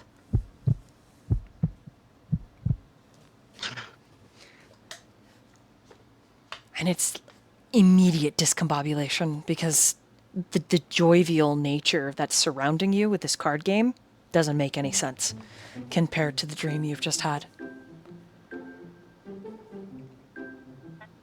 No, you didn't say Uno. Draw 2 cards. You just said we weren't playing Uno. Are you fucking kidding me? What am I supposed to do with these dice? Where did you get these? All right, what color do you want? What do you mean? Is You that got a red, dance mat? green, yellow, blue. Blue, I guess. Serenity, hun, could you get me a cup of coffee? Yeah, hold on. I think we still need to resolve the trap card step. Yeah. No, Ice looks at Rasputin. I think you can take a break. Yeah, you can take a break from this ass kicking. Ha! All right, yeah, whatever. Here you go, Sister Will. Sorry about that. Victory! Shut the fuck up. You can ignore about every third word he says, okay, hon? It's all right, Sister Will. I know, Raz. Here, 3 sugars, 2 creams, just the way you like it. Thank you. You're welcome. Ash, you okay?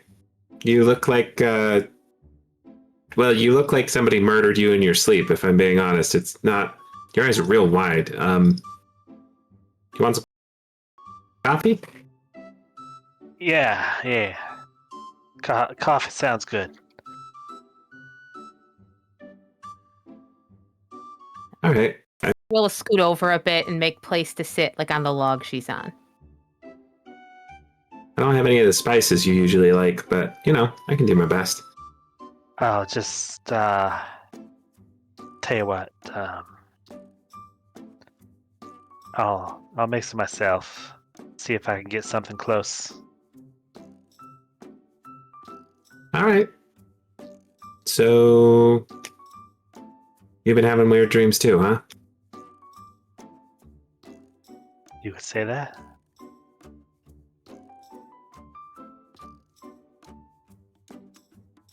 Serenity nods. Does Blondie have a reaction to Ash sitting up? Because I imagine Ash and Blondie, your bedrolls are actually closer than anyone else. Not sure why I have that distinction, but I do.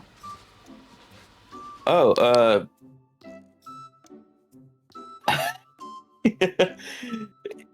the past minute, it's been Blondie's been going through like wanting to go back to sleep, and then the loud card game, but also trying to figure out what the hell they're doing.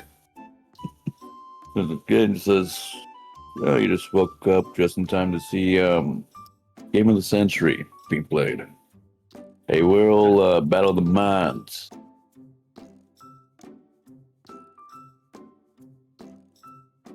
I see. I could use a good distraction. You heard her, Raz. Deal her in. I grew up bored of this game. She's looking at one of the cards and says, "What does tap mean?" I don't I don't know. I think it has something to do with this card that says evolve your monster. There's also something with like Exodia, the forbidden one. I don't know, but Raz said he beat you because he played that card, like all those cards. So something about going to the Shadow Realm. It was a lot. It's apparently if you play 5 left legs, it works. I'm not sure how. Hey, but I don't know. Well, the point is I won, and it's best to retire when you're the winner. This feels like that time I told Vale that the Ace of Dragons beats everything in took his lunch. I remember that. That's funny you managed to convince him of that. Speaking of... still out cold. Meanwhile, Vale, you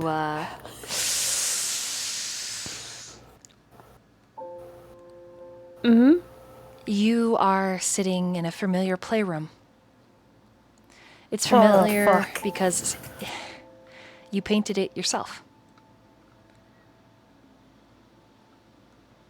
And sitting in between your legs as you braid her hair is the most beautiful strawberry red-headed girl that you've ever seen.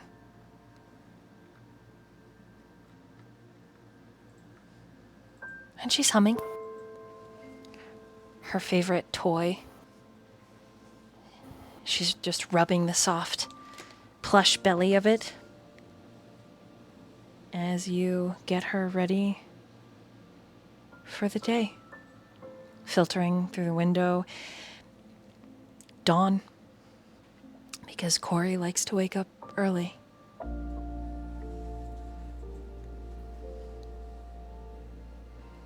And when you pause in the braid, she makes a little disgruntled sound and then lifts her chin up towards the ceiling so she's looking at you upside down, which she likes to call her frog view, and says, "Why'd you stop, Mommy?"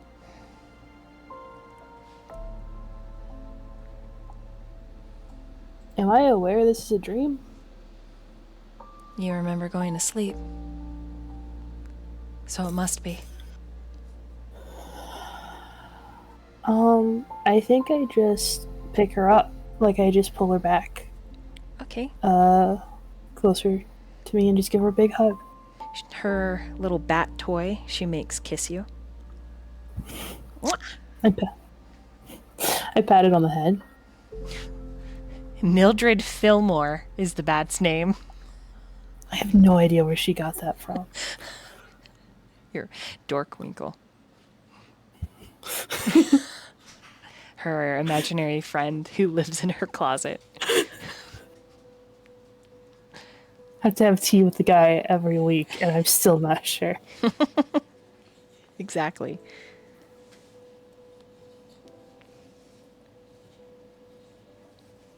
Mildred wants to know why you look like that.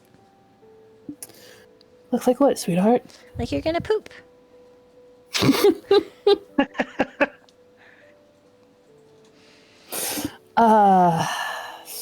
Tired. Oh, maybe we need to go get a good drink. Grandpa Max has the Zoom juice. Zoom juice. Mm-hmm. Yeah. Here. I'm gonna finish braiding her hair. Okay. She tells you, don't forget to use the back clip. You said I could wear it today. The back clip is very ugly and looks like literally an occult evil hair clip. Like, you guys got it at a Did yard. Maximus get this for her?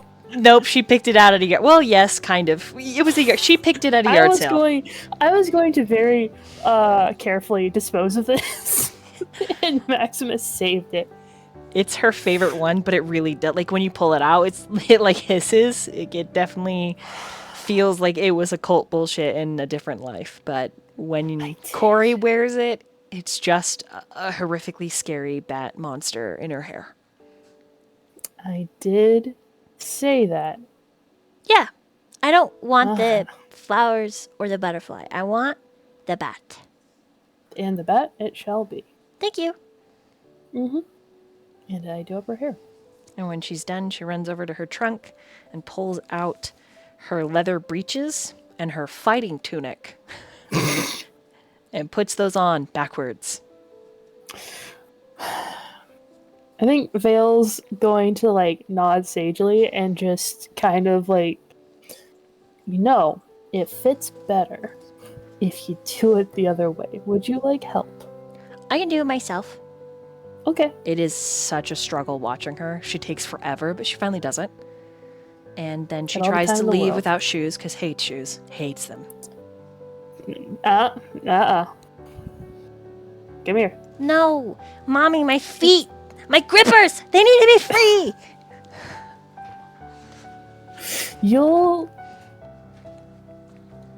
Vale almost says you'll live, and then he stops and just shrugs and is like, until you leave for school, I guess it's fine. Mildred Fillmore says, "Thank you, Mommy. I don't like shoes."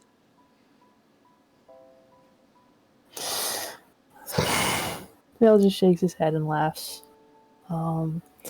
Let's see if your grandfather actually cooked anything this morning. When you descend the steps, she is giggling because you can hear that Grandpa's awake. And he's made cinnamon donuts for breakfast. That's that good shit. They Vale's very excited. They are. Some of them are bacon wrapped, and Corey just grabs one. It's just all over herself as she bites into it, like just instant mess everywhere. I'm like wetting a towel. And in one smooth motion, Ash actually scoops her up and puts her in her high chair, which is mostly just a booster seat, so she can even reach. And she sets Mildred next to her, and then she has Mildred face first into the donut, just smashing it. And Mildred eating is like, like it's horrific, actually. Yeah. Vale's grinning. And Max over by the Dutch oven that he's got boiling. Did you sleep all right? Yeah, fine. Good. I'm not going to be able to watch Corey today. And Corey looks up from the donut. Whoa! Instantly mad. I have been called away on business.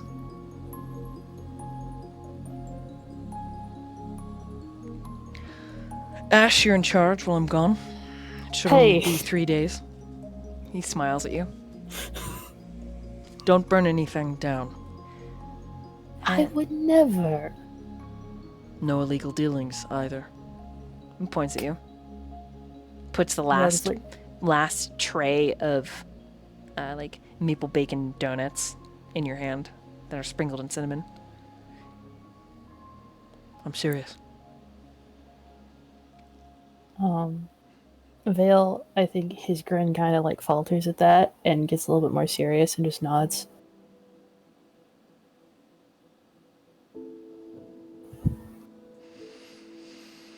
He doesn't stay long after that.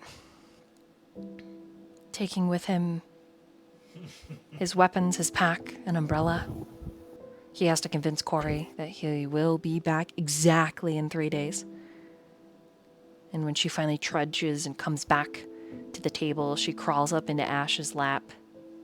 And Ash gives you a withering look because she has the demonic bat claw in her hair again. And Ash mouths, "I thought you were going to fucking throw this away." Vale shrugs and gestures vaguely what the fuck, she likes it. I don't know what to do here. And it's a simple day from there, Vale. But as it goes on, you know what day this is. And you know how it ends.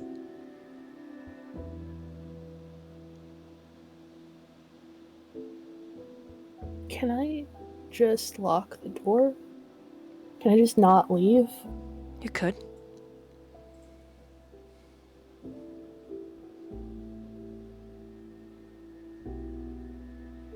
But they show up anyways. As soon as the sun sets.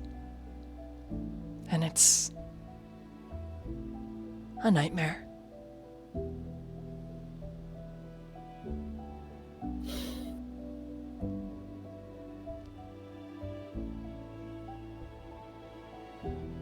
And only this time, it's Ash and Corey you're holding. Funnily enough, in this dream, they didn't touch you. You're completely unharmed. It makes it so much worse. But you hold them until they go cold and stiff, even as the house burns down around you. And as you are sitting in the embers, and you feel like you're sitting so long that the earth actually grows up and around you, making you the grave marker to these two very important people, you become the statue that is their legacy, their monument. You, in this moment, you just rooted in the spot as desolation reigns around you. The ash is blown away through the wind. The place where the house once stood becomes nothing but an empty plot, overgrown, forgotten, and you stand vigil, waiting.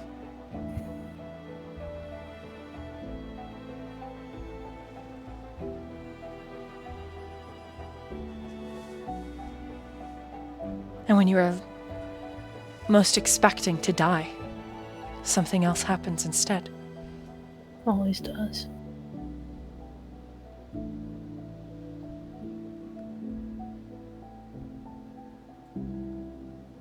A tiny hand appears in front of your face.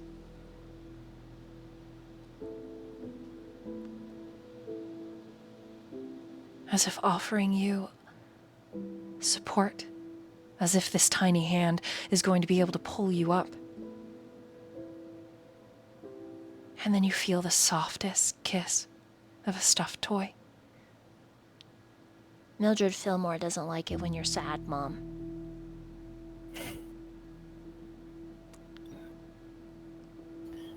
I look up.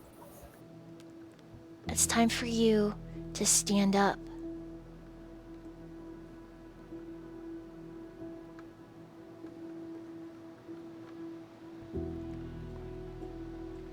I think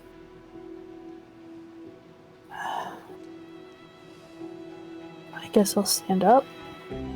And she's grinning. And she takes your hand. And she starts to pull you out of the plot that's overgrown, where the house once stood. Do you go with her? Yeah. When you look back, you see a grave. And it is Ash. It is your sister's grave.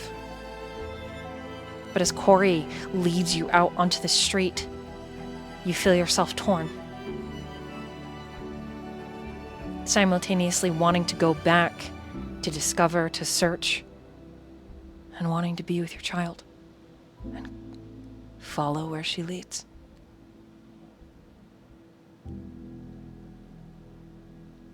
I don't think this feels real.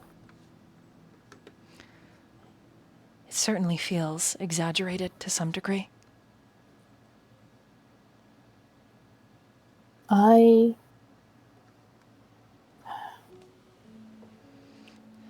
can't not follow Corey.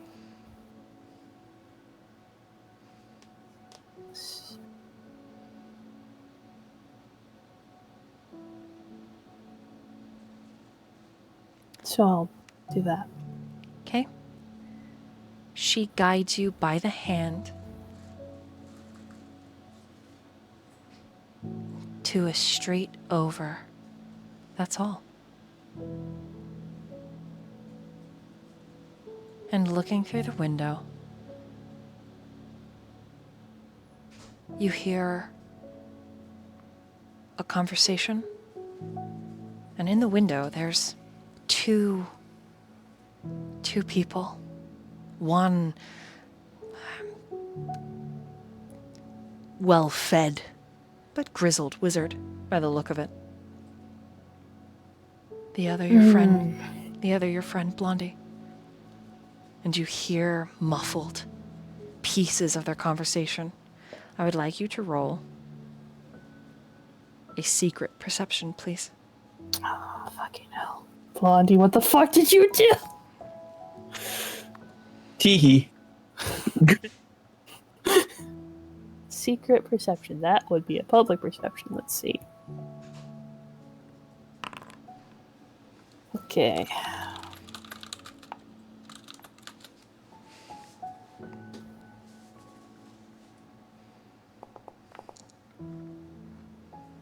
Oh, you hear most of the conversation as if you're standing in the room itself, and the two of them are talking about something Blondie has done. Something that he's done that he needs... that he wants, rather, to undo. And the wizard says, that can happen, for a price. And they go back and forth on the price for a while. Did you hear the name Beaumont?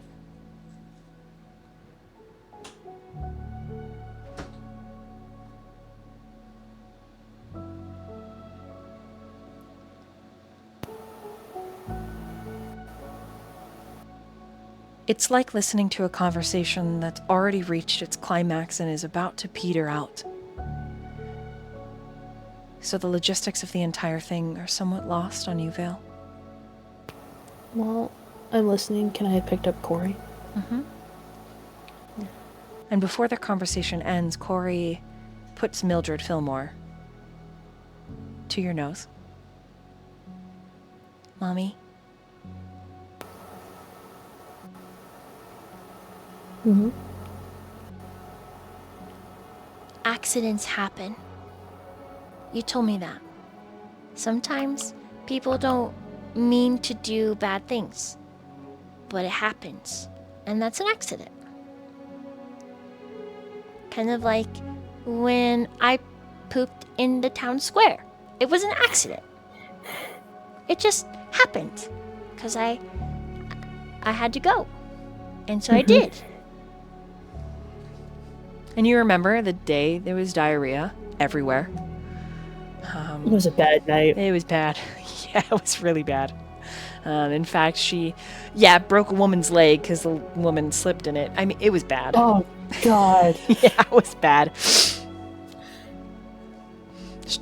Corey had an upset stomach and she had to go. It was an accident. And Mildred Fillmore kisses your nose again.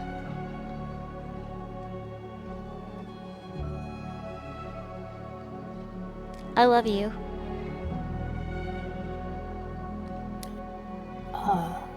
Vale is crying. And he says, I love you too. And then Mildred Fillmore's little bat wings wrap around your face, almost like an eye mask. And you feel her tiny mouth on your cheeks. And when she pulls the bat away, you are waking up. And you can still feel how warm she was in your arms. Vale, if I may, just curls his arms around himself, trying to hold on to that, and just curls up in a ball. Eventually, you are drawn up by this rambunctious noise. Some kind of game, but you're lost. What lingers with you, Vale, and Ash in particular, is sometimes the only way is through. All of you have had a long rest. The door has stopped shifting. It is a conglomeration of both Ash and Vale. What would the party like to do? Feel free to roleplay.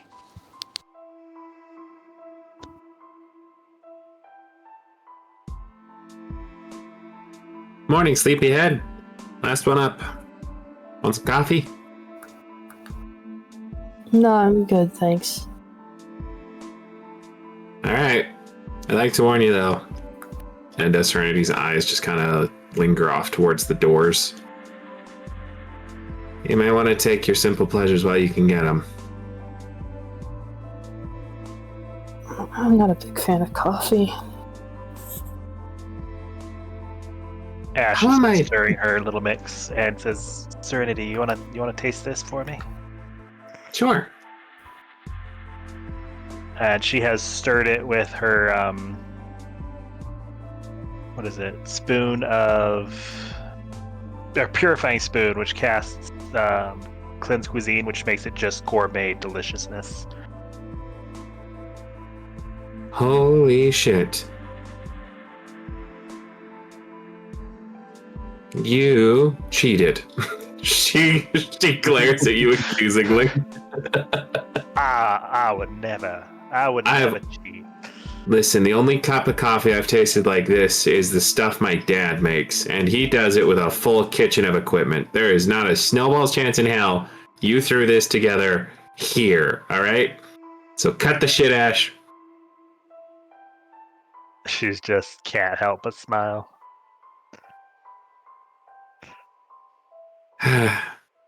Alright, well, it's a good thing I anticipated your pickiness, Vale. Here's some chicken broth. Thanks. I take it. I don't drink it. Serenity, stares at you. Expectantly. I bring it. Can I roll a sleight of hand to make it look like I'm drinking this? Yeah, you could do that.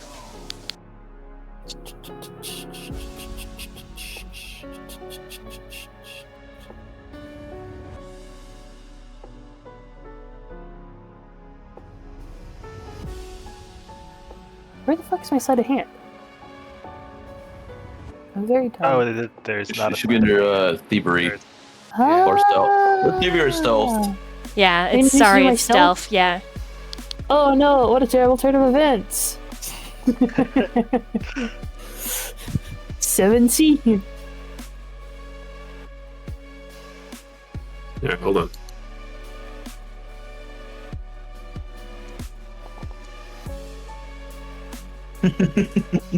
You've got to actually drink it, Vale. Alright, I'll drink it. Thank you. Jiminy Christmas. Hey, Vale, you should get some calories in the morning. Hey, Vale, you should raise your shield so you don't just get hit in the face. Hey, Vale. I swear, it's like I'm your mother some days. Are you just giving me advice? What time is it? I'm gonna look at Blondie. What time? What time is it? Well, judging by the position of the sun and the moon, Let's reference the giant broken fucking clock face real quick. What time is on the clock face? I'm gonna squint at it. Put on the clock face, it's exploded, Vale! You can't. Space can't. beyond time! Yeah, you can't quite make it out. You don't actually think there is time here. Is that Okay, military how- time or hold on? Caspian, I am going to give you a wet willy. How many hours sleep? I say aloud. You've gotten a full 8 hours rest. 5 more minutes. Just swap back. It's never Hey. 5 more minutes. Also, we should all gather around since everyone's awake. Nah, I think we should also just bandage any leftover wounds we might have. Alright, listen, we're all just kind of delaying the inevitable. Do whatever it takes to get camp broken down, and let's go get to that door, huh? You're very gung ho. Yeah, well, we gotta do something, all right? We keep sitting here and bad things are bound to happen, so... But I just woke up. And it won't really change much in 5 minutes anyway, so start getting ready for the day, eh? Okay.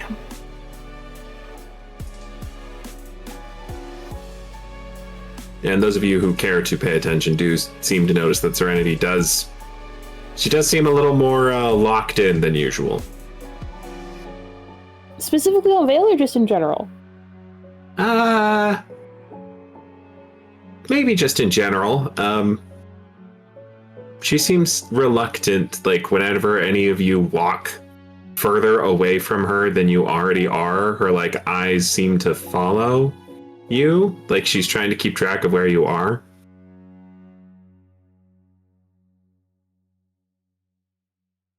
Mm-hmm. That's all. Okay. I'll help break down camp.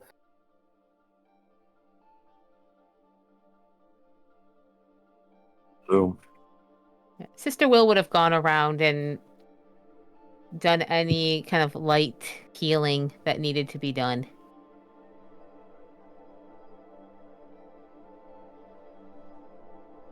Hey, oh yeah. Should poke Blondie and ask about the wizard man. Dream. Hey DM, can I go poke Blondie? Yeah. without my consent? No, thank you. And after that, Ash is gonna go poke Rasputin. Let's make it a chain. Who's the poke chain?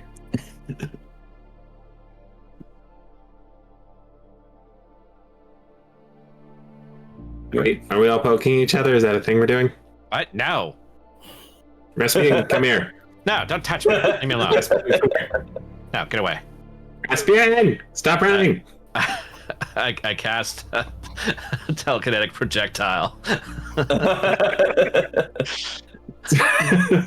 Serenity casts hold on. Yeah, she I can do just this. throw the deck of cards that I have. Serenity casts warp step and sidesteps it. Damn you.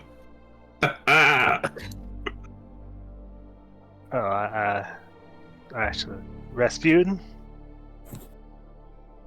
What? Before we go in that door, do you remember that job you hired me for? Yeah.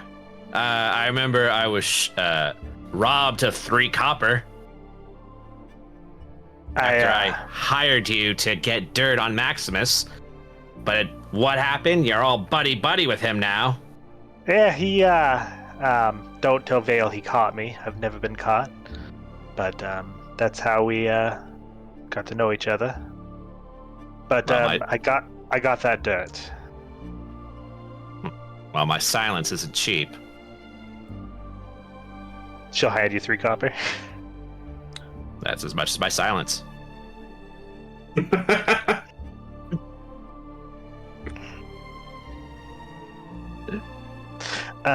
She's just gonna say, I know why he never showed. I can tell you now or after all this is over. What do you mean, never showed? Why your mother gave birth alone.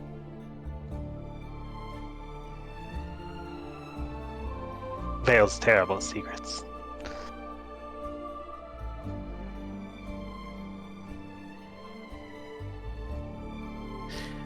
Well, I don't need to know why. That'll probably just anger me still, and I'm already mad at the man. Besides, I want to hear his excuse, face to face. I've waited over 20 years to confront the man. I have a lot to say to him. And I won't rest until I say what I have to say and have my revenge. Understandable. Just do me a favor and let me be there. I might be able to provide some context for both of you.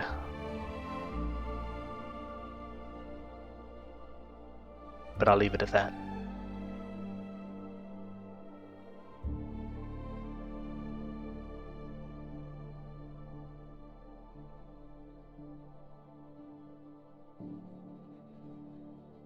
I shall go back to over to Vale. And...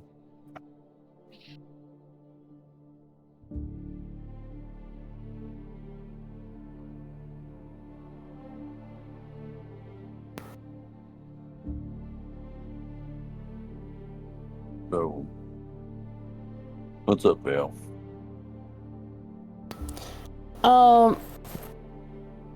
Did the dreams? To be fair, did the dreams feel in any way like magical? Like that was weird, right?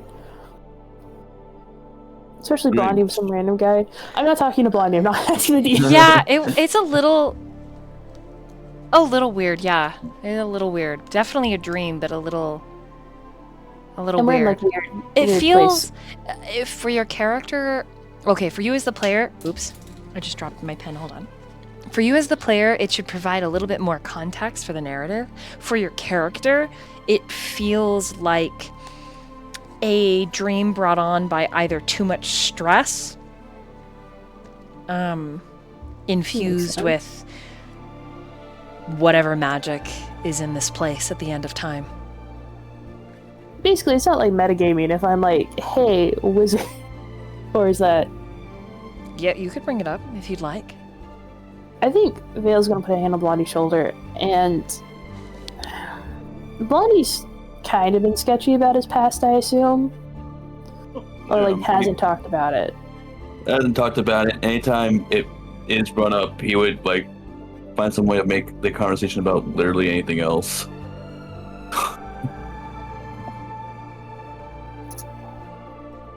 I think just, man,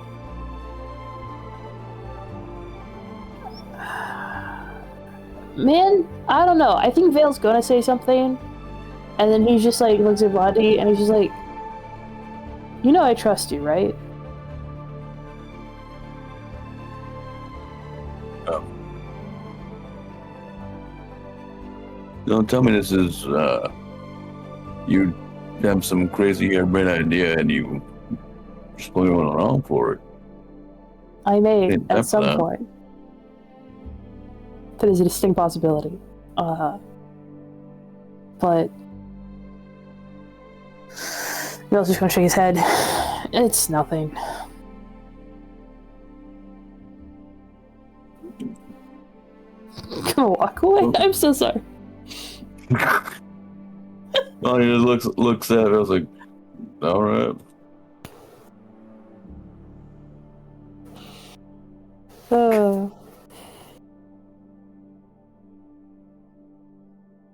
One thing before we continue, Ash is thinking about the dream, and she's going to count her healing potions because she went to sleep with 2 of them in her bag.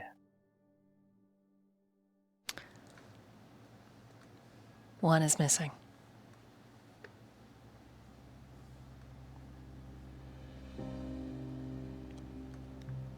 And in its place is a crow feather.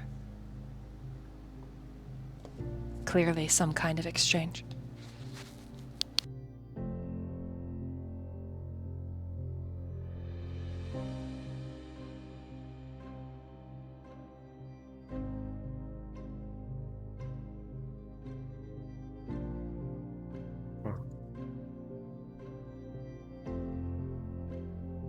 She's going to keep that info to herself for now.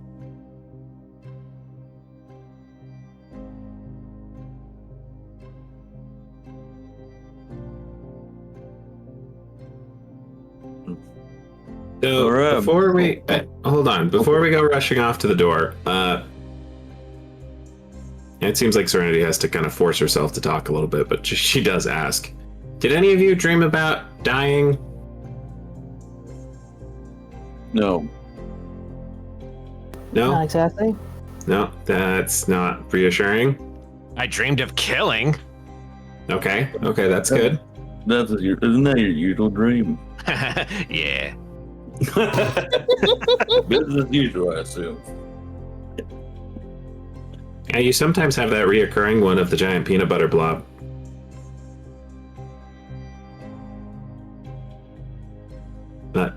Okay, well, she looks at Sister Will and Ash specifically.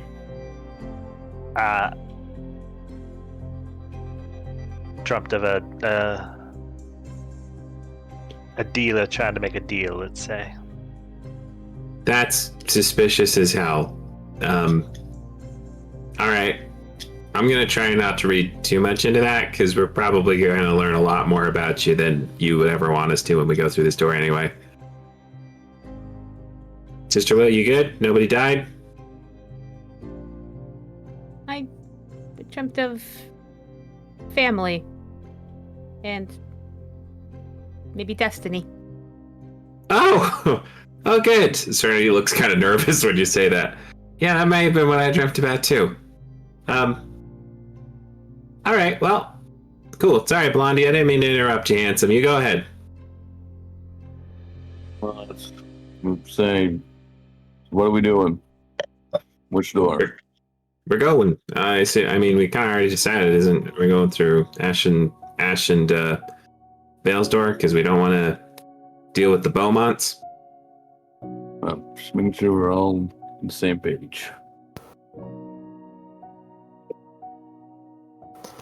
Well, we found y'all's lead.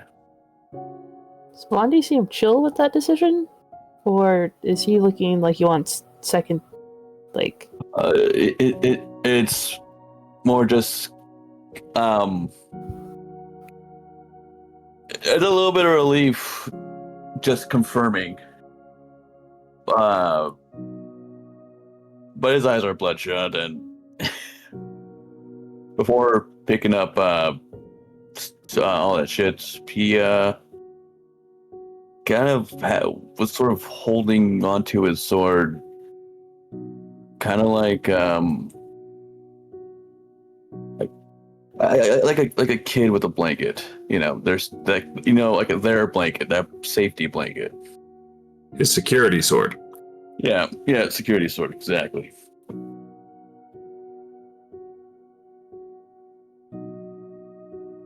But that's, you know, before we started just breaking down camp.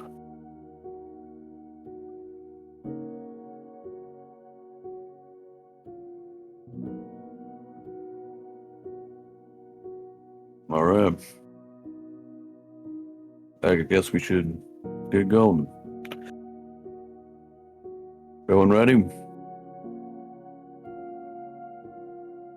No, As will ever be. All I right. don't think I've got a choice. Yeah. I love how, like, it's like, oh yeah, like, we're all ready. And, like, Vale and Ash are like, are we? Seeing we a lot. Are we fucking French now? Sister Will just turns to Vale and Ash before they go, and she just says, remember, we have to go through. Ash will nod. And take Vale's hand. I will squeeze her, Ash's hand in return. Remember, don't be afraid of the past. Be afraid of the future. Thank you, Serenity. It's incredibly not helpful. Hey, you guys should really stay away from dark, colorful shapes. Just FYI. Okay. I was doing a tarot reading, and it came out as you guys should all should stay away from colorful shapes. Sorry, go ahead. Serenity, are you okay? Yeah, I'm fine. I'm doing great. You guys are the ones that are about to go through the spooky door. Like, listen, Serenity's doing just fine. Yeah, but like She puts on her mask. that's Serenity. You sure you're good? Never better. Come on. Yeah, let's just get this over with. Hopefully, things go all right. I'm assuming we all should go, so we're not locked out behind you. Oh yeah, I forgot that they're not. Yeah, they have to be last, huh? Okay. Well, allow me. Man, Blondie's just gonna go through the door. Hate to see him go. Love to watch him leave. Hey, DM? Yes? Can I get a confirmation on a name for an NPC? Mm-hmm. Did you message me? Is that... Yes. Hold on. Oh, yes. Mm-hmm. Yeah, you know it. It's the one. I just don't remember what we decided on exactly.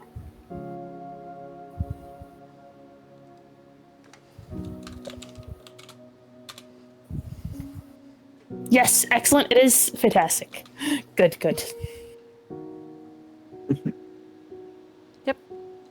Sorry, there's plotting in the background. So after everyone has gone through and Ash and Vale are standing there holding hands about to walk through, she just says, I dreamt of Callian. I don't know what it means. Vale, I think, does like a slow head turn, and Ash didn't know him, did she?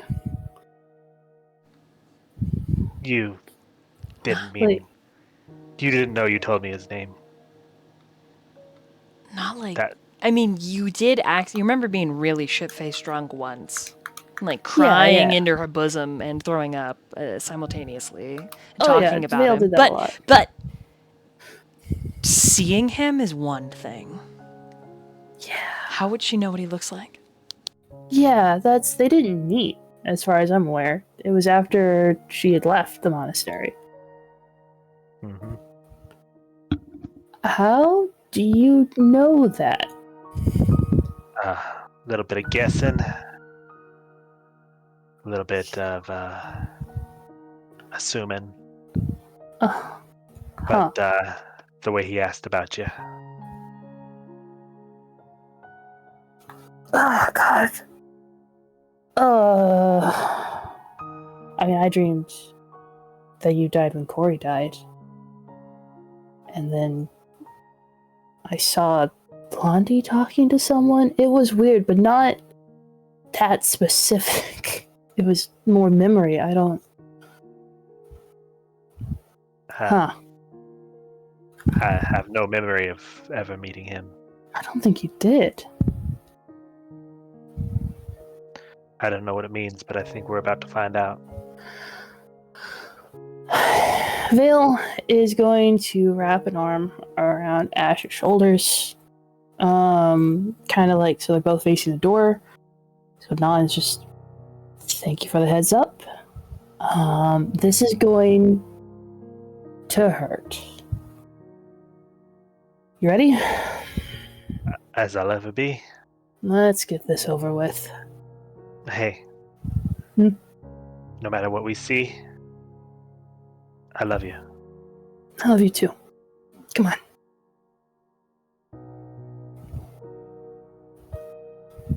And they Go will through. pass through the door. Yep.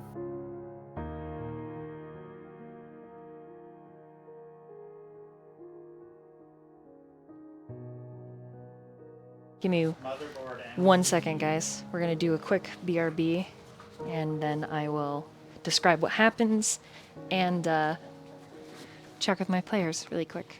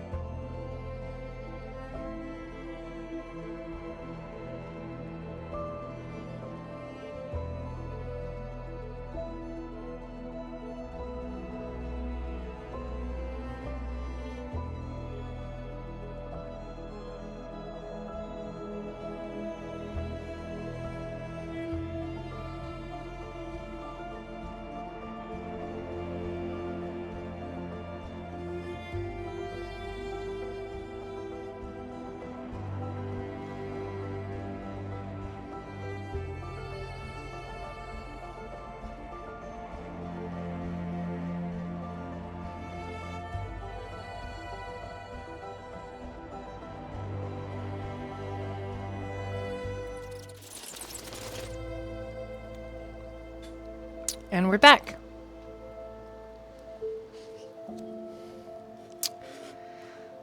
Oh, we're back.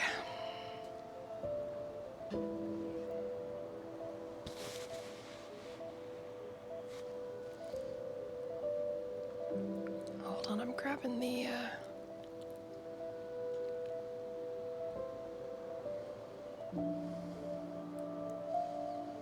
Oh no, I might not have the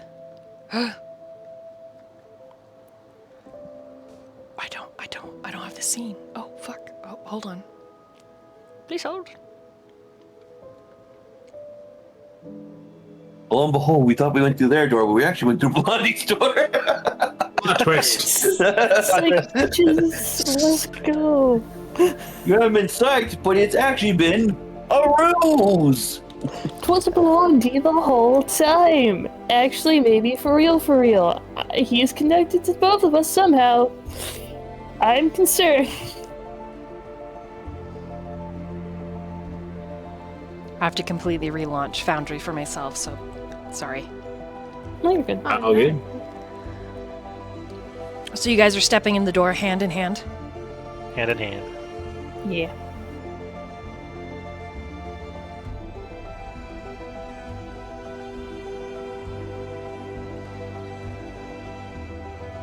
There we go. You guys recognize this place? Is that the original city? Mm-hmm. Oh boy! Oh boy. This is great. I'm gonna have a good time.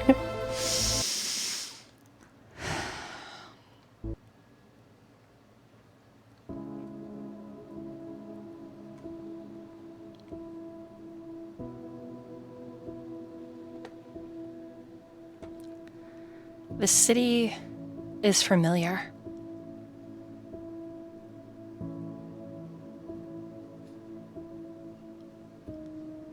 But it is not the one we started in.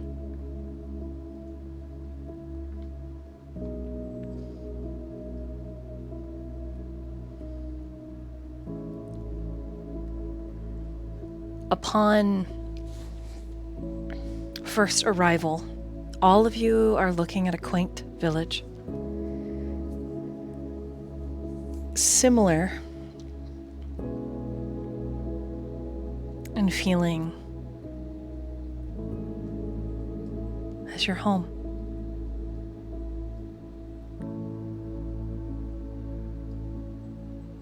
But Ash, you recognize this as yours.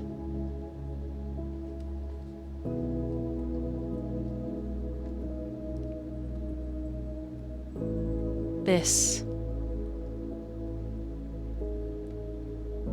is your home.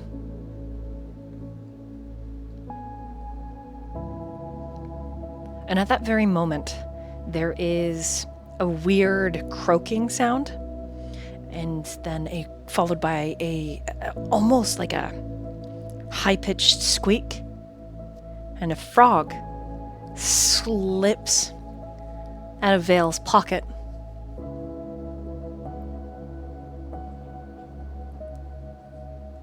The frog is named Mildred,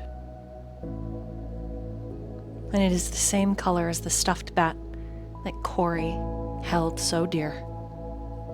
Mechanically, the pocket frog does nothing, Vale, but it loves you unconditionally, and you feel as if this is your dreamscape's gift and apology.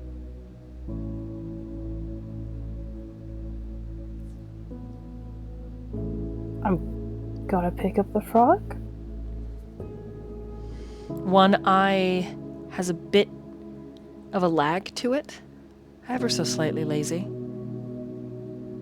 Just drifting to the side and then refocusing back. It's very cute. It goes on my shoulder. Okay, he clings.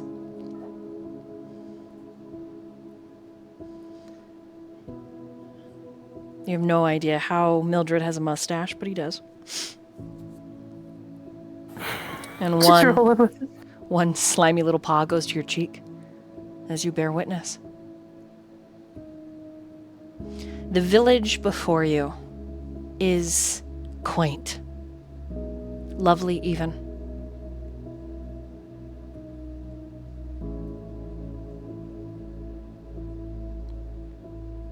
But Ash, you find that you are just standing in the middle of this narrow lane that leads directly into the center of town. This town that is filled with life and light and goodness.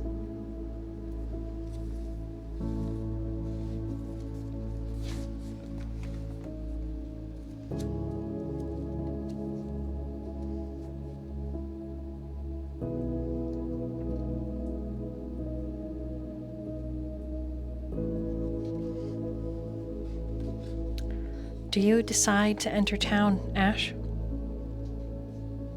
She looks around. This old feeling of just pure innocent happiness returns to her like she hasn't felt in a long, long time. And she even begins to glow a little, as is her fetchling nature to do. And she does.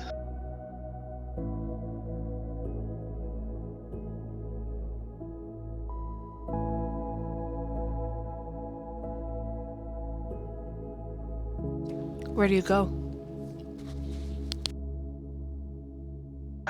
She wants to go to the bakery.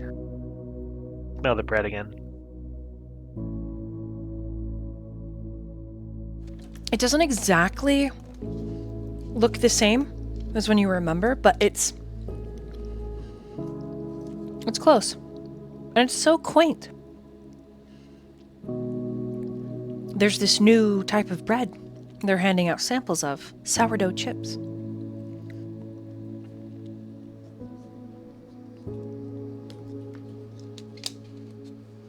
Well, she must try those. What about the rest of the party?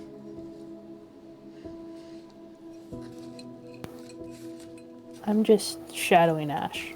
like whatever she's doing, I'm just gonna be there. Serenity is neurotically sketched the fuck out because this looks like home, but it is not home.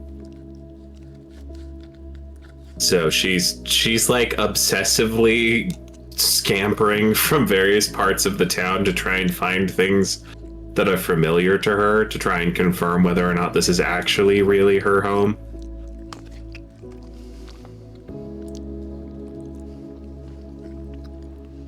So she's like checking out the guardhouse and the college and the little medieval strip mall where her store is, etc., etc. So she leaves the party? Yeah, I think she can't really help herself. She just kind of, she doesn't mean to, but she doesn't think to tell anybody until she's like already gone.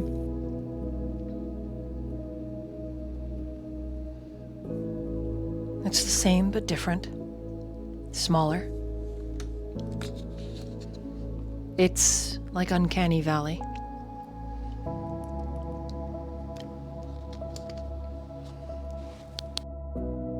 Okay.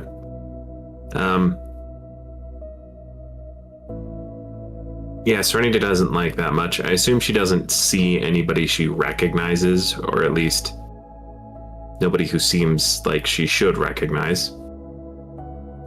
In which case she will return to the party, kind of track him back down however she can.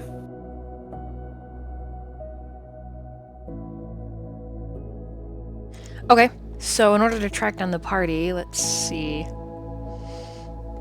Probably just a perception because there's no investigation. Yeah, that makes sense. Mm-hmm.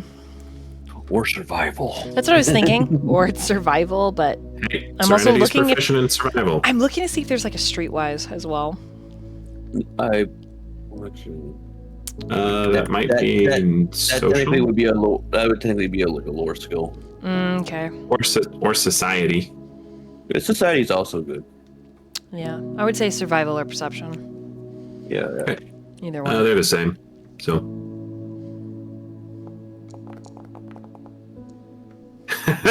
3, probably 10. Yeah, you're still lost. Okay. Okay. Back to Ash. On the rest of the party, it is uncannily and eerily the same, but different. Where do you take them after bread, Ash? Because I'm assuming the rest of the party follows Ash. Yes. Yeah. Okay. Blacksmith. She always loved hearing that ringing sound. Okay. You don't recognize the young man working there.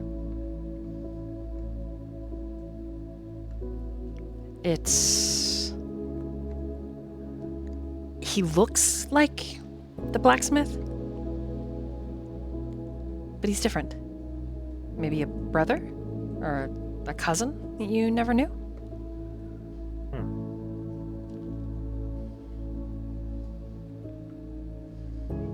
So just kind of think on that and say, I remember everyone being happy here. Not like that happy every town shows on the outside, but really happy.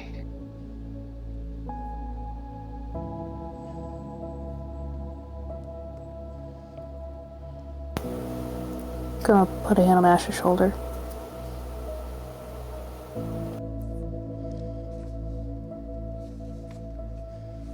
Oh, let me show you the park.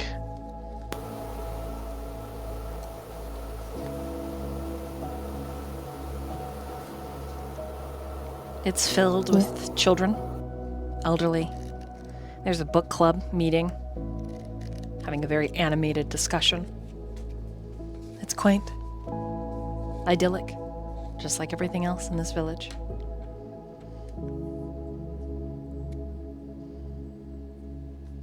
At the park, there is a stone sign.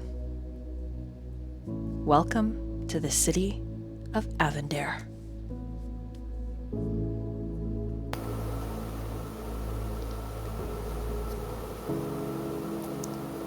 No one knows Ash's last name, right? Right. Except for Vale. Just you, Vale. Oh, did I know about this town? Being called this? Ash is gonna look at your confusion and just say, I wasn't a celebrity here or anything. I actually took it as my last name to remember it. Oh. So, that was the name of your village? Yeah, it was. Yeah, and does Blondie know by that particular one? Avendare? Yeah. Oh, yes. You know this village well. I'm confirming. So it's confirming. Oh, yes. War crimes fucking McGee over here. And it actually will elicit an emotional reaction unless you succeed a fortitude saving throw.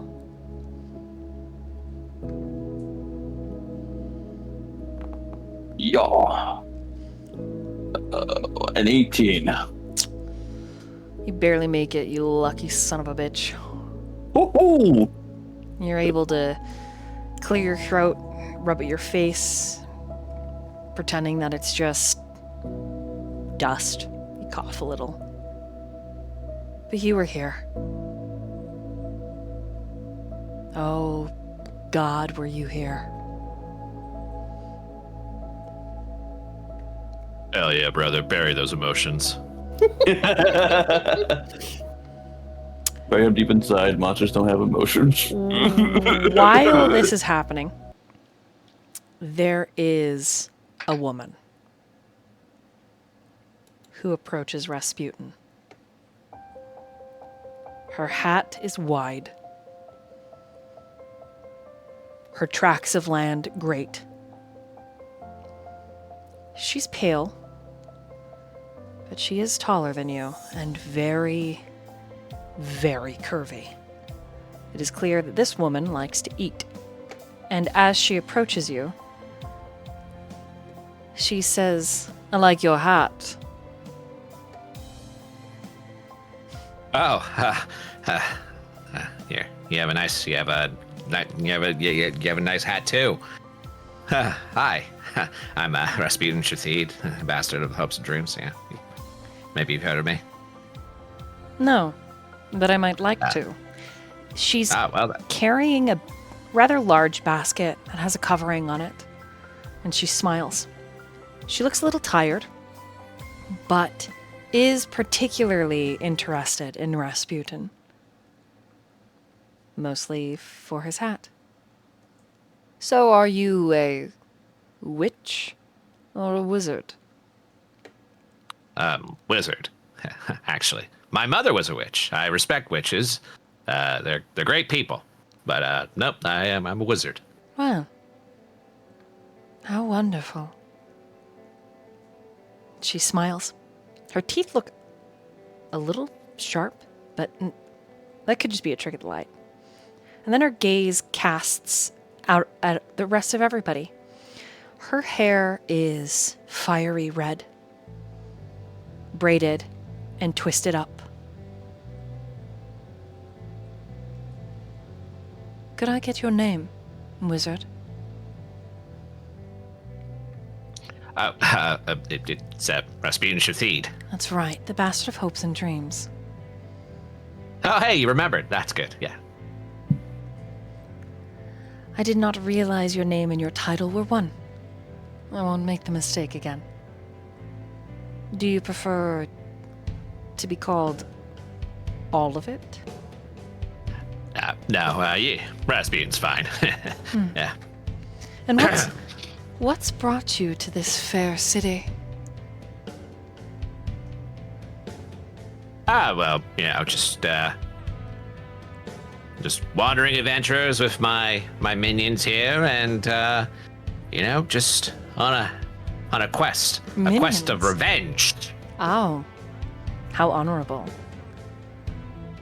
I, too, am on a quest, and I have minions.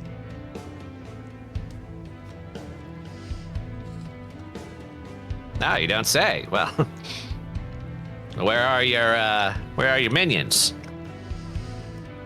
She shifts, and sitting at her side is a fox. My minion. The fox looks at you with far more intelligence than any fox should have. Ah, you went the animal minion route. I can respect that. They make for the best spies. Yeah, they don't talk back. I like that. Precisely. If I had to put up with someone's moaning and droning, I would have to end myself. And she holds out her hand to you. I am Lyric.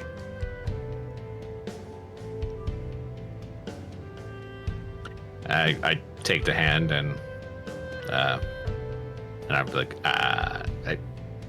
Rasputin Shathid, Bastard of Hope is in Dreams.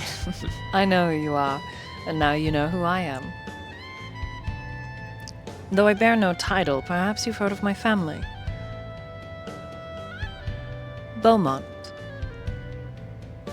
Well, I feel like nope, can't say I do. Sounds like a soup that I ate once before, though. My family is known for their soup. That must be it. A very good gnocchi.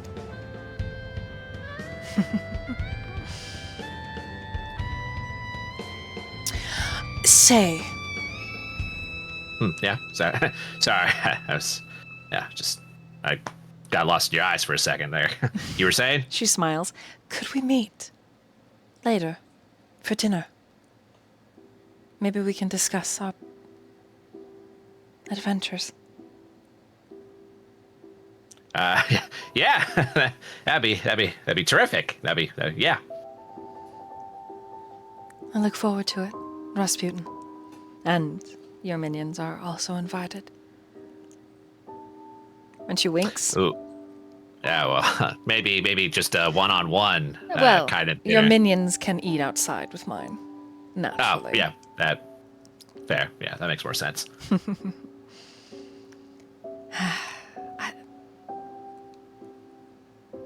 Thank you. It's going to be a rather difficult day. And then she bows to you. I'm glad I spotted your hat. Yeah, and I like your hat. It's very nice. It's very big. Everyone. Very wide. Everyone in my order wears one. Perhaps your mother was an elder.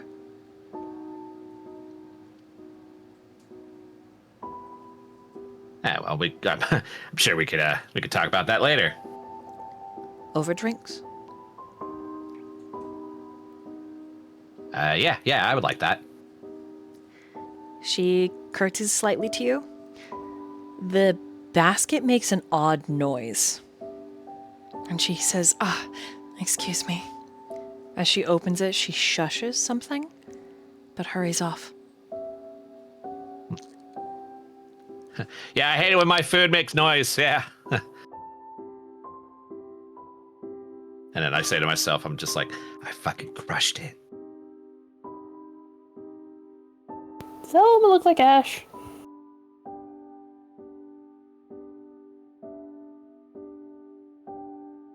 I'm sorry, what? Did the woman look like Ash at all? I mean, they both have red hair and are pale. Roll? Ash? Roll? Roll perception. I'm just going to be absolutely convinced this is Ash's mom, and it's like, that's not. I know who my mom is. It's like, no, clearly. Oh, that's a natural 20 for 26. Oh yeah, that's you gotta be. That's gotta be Ash's mom. But like, she's huge. She's like 6'7". I'm like Hell looking yeah. over to did Ash see this interaction? You all did. But she didn't Blondie? pay anyone else any mind. Look at like Blondie and Ash. Are they reacting to this at all? They said the magic last name and that's Ash's mom. Does Ash know that? What is happening? Blondie?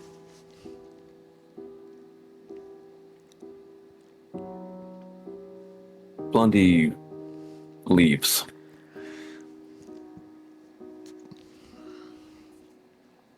Where do you go? He has someone to.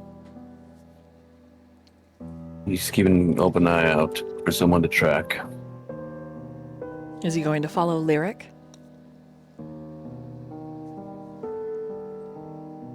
Possibly.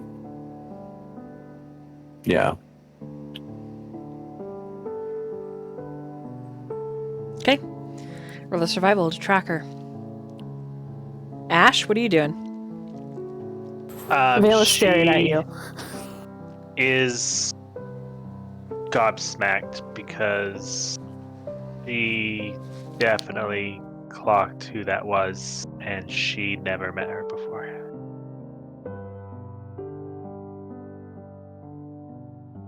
Do you want to go follow her?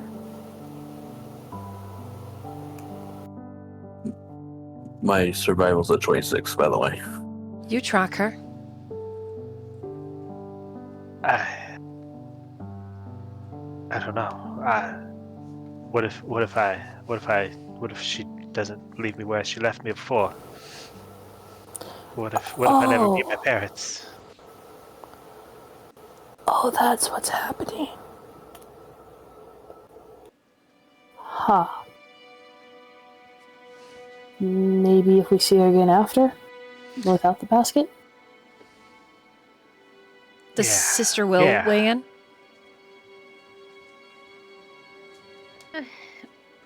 I think she's just trying to be aware of what's happening around. She knows, like, she won't know what's significant to Ash or Vale. Like, they're the only ones who can know what they are going to have to do. So I think she's just trying to be more aware around them. She's looking for if things change, I think she's just trying to be aware without getting in the way of Vale and Ash's choices.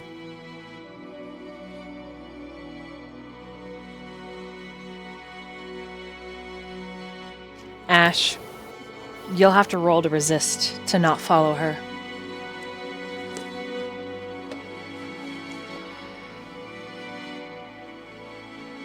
$18? Not high enough.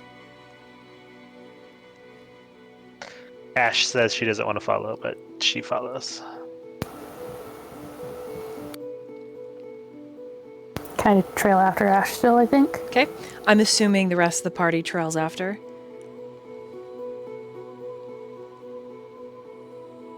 Yeah. Okay. To be fair, the past times there have been kind of fail-safes to keep us from, like, unless we are actively attempting to fuck shit up.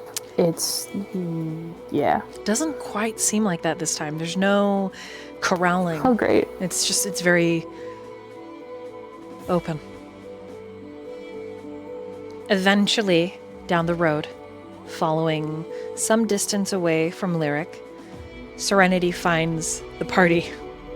Matter of fact, she finds Blondie alone without the party.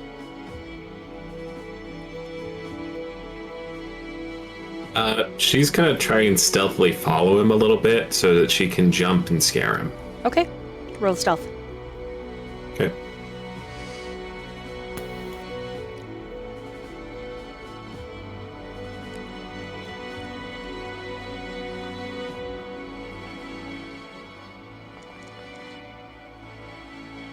Uh, 28. Oh, shit. Yeah, you're successfully able to pounce jump scare. But considering the mood he's in, I don't know. Roll a a will saving throw to keep your blade in check, Dork. Excuse me, sorry.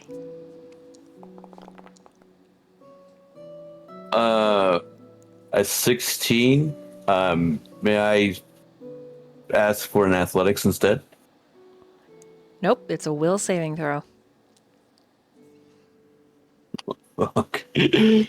All right. Because the fear is reactionary, so you literally draw your blade on Serenity.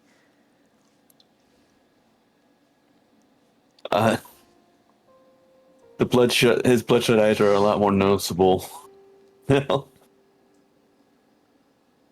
Serenity doesn't even like raise her hands like you're being threatening to her in any way. Like she is completely oblivious to the fact that her jumping at you is what triggered you to draw your sword. She like looks behind her like. What are you doing behind me? Well, I could ask you the same thing. She puts her hands on her hips. He just shoves her to the side and put against the wall and just laying himself flat, trying to see if that commotion just stirred up anyone. He checks on the windows, checks around. Not that you can see.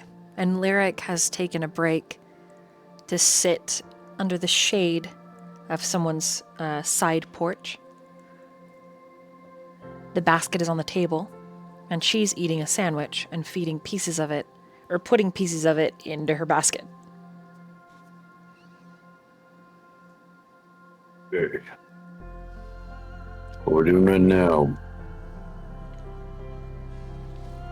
You should. No. Everyone else is down that way. You follow them, not me.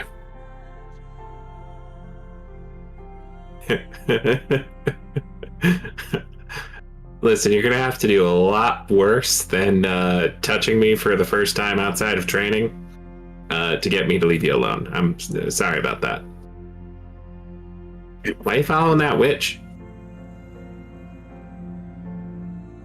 She knows someone. I need to know if he's here. That's it. I mean, you could just go ask her. No.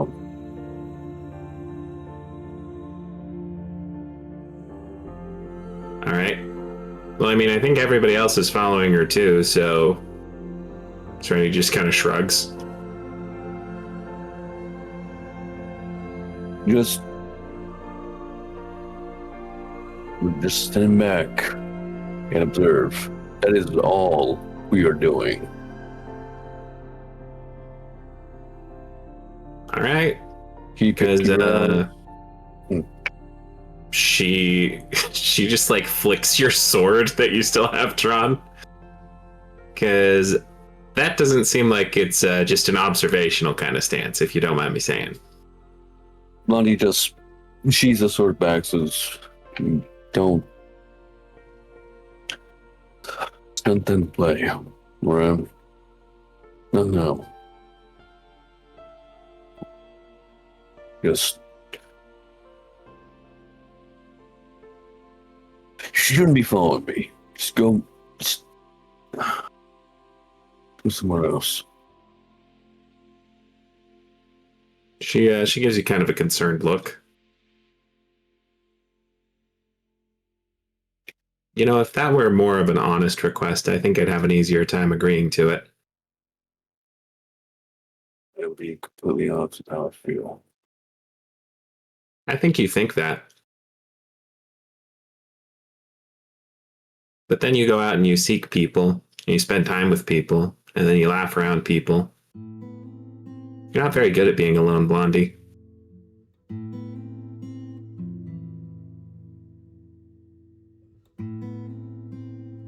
You're not built for it, she shrugs. Sometimes helping people is a lot more self-contained than you realize. Not a place of good, just a place of pity. That's all it is. You only hang out with people because you pity them? No. You think people only hang out with you because they pity you? A little bit closer. Yeah.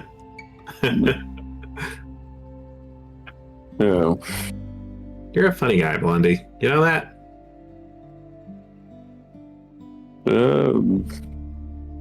Not when things happen. Well, alright. If you want me to leave you alone, I'll leave you alone. Just don't brood for too long. Like my dad always tells you, it's bad for the soul. Yeah. Soul. Man. Maybe. No. Go find them. Don't mind me. I mean, they're almost up to us at this point. They've been very clearly trailing her as well. That's what I was saying. And that's about the point that they, the party catches up to you guys. Oh yeah, Recipe may now have another best friend, so you may want to focus on that. Recipe Diabolical. Yeah. Yeah, go ask him about that. She squints at you. She knows what you're doing. But she takes the bait anyway. What if he's not lying?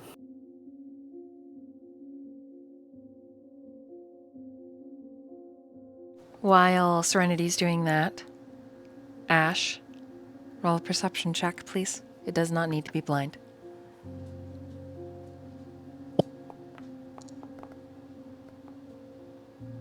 I'm going to use my hero point. I feel like this one's really important.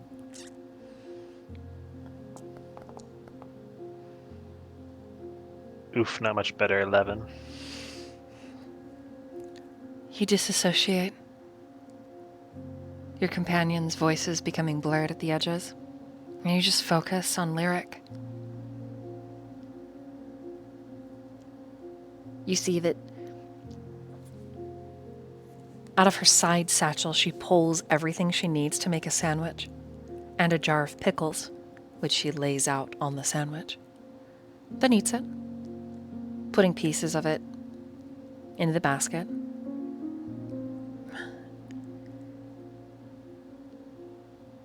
And when she's done, she puts all of her sandwich making things away and then reaches into the basket for a long while, talking to it. When she bends forward, her large hat obscures everything, but you imagine she bends down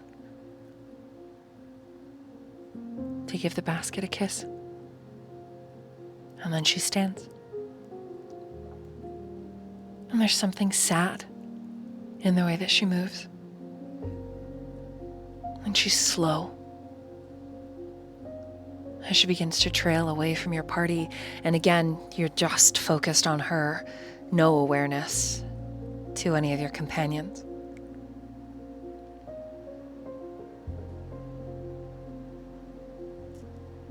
And your feet move. And they move and they move, and you get closer and closer.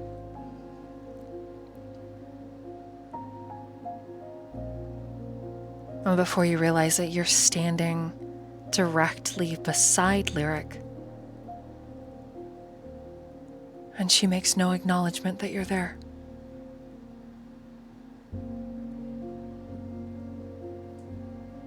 But you know for a fact she saw Rasputin. She saw his hat. She spoke to him.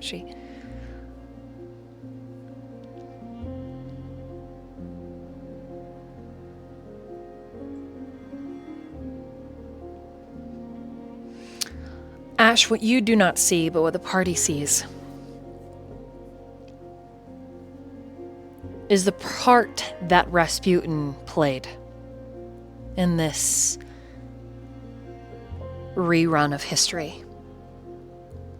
A different large hat witch, male, wearing the same colors as Rasputin. And it starts to make sense. Each of these doors when your physicality steps into the memory, the history, the timeline, you take the place of almost an actor, of a person that genuinely existed. They were there. It may not have been you, or maybe it was a different version of you. It's not that you become someone else. It's more of a cosmic balance. Someone needs to play this part. That someone is you. She comes to stand at the edge of a property, holding her basket. It's a cottage. It's quaint. It's simple. The fence line is built to keep the goats and dogs inside. And that's when Lyric begins to cry, quietly.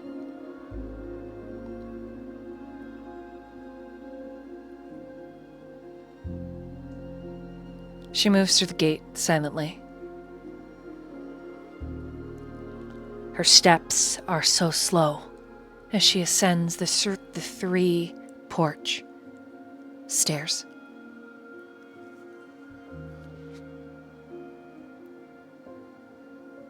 On the porch, there's a wind chime, a rocking chair, a small table. She puts the basket in the rocking chair, and she kneels down. If the party would like to get close, you must all roll a stealth.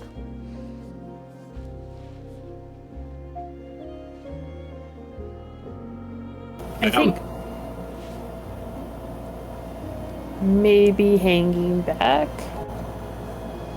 I don't know. Fucking this up seems like a bad idea. Serenity's gonna turn into a fox first. Okay. Oh, shit. Natural 20 for a 30. Okay. Does anybody else move forward? Serenity seems to just vanish, fully invisible. Blondie is hoping a certain man will come.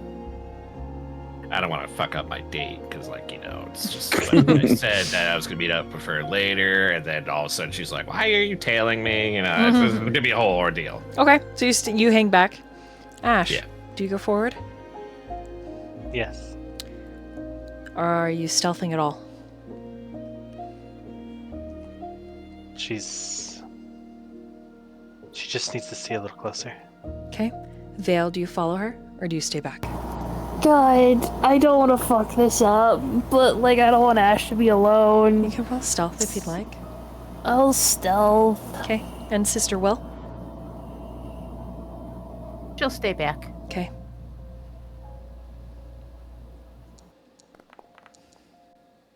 Yikes, 14. We start with a hero point, right? You do. Okay, I'm just gonna use that real quick. Wow! 16! Okay. I'm so sorry. I thought this was gonna happen. That's all right.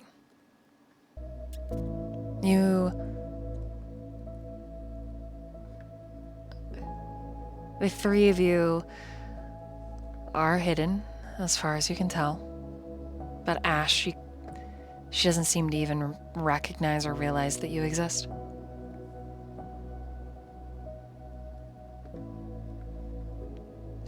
With the lid of the basket off, the 3 of you can see the babe that's inside, swaddled and sleeping. Sandwich making supplies and a jar of pickles tucked in on the side. And a note pinned that says, "Hello, my name is Ash, and I'm my mommy's favorite."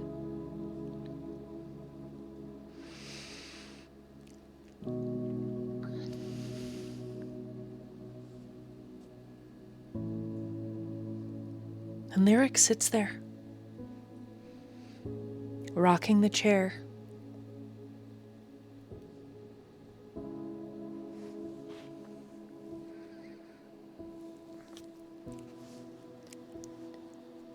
as if it's a bassinet.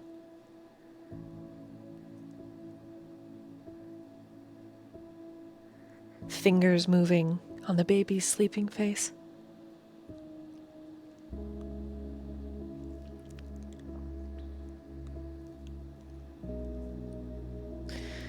And there's this bittersweetness about it.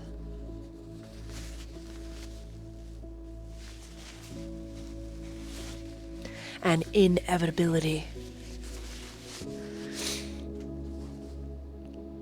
The three that are not stealthing on the property, you see that there is a plain woman, short hair, in peasant's clothes, carrying 2 buckets, attached to a rod that's settled on her back.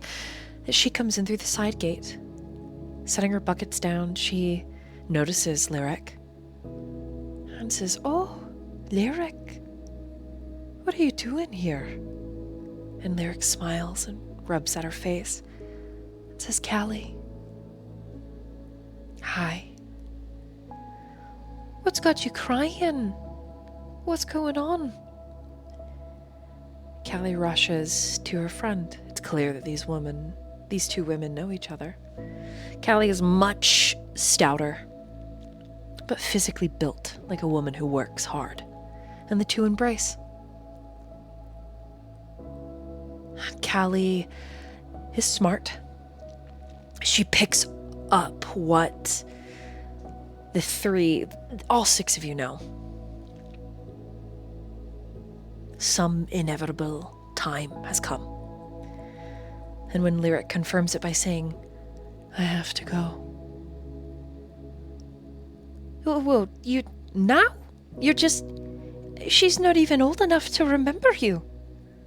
I know. But you're going to be the best mom.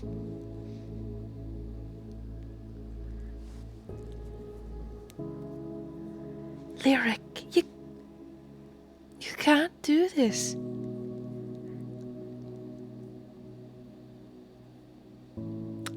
Lyric takes her friend's hands.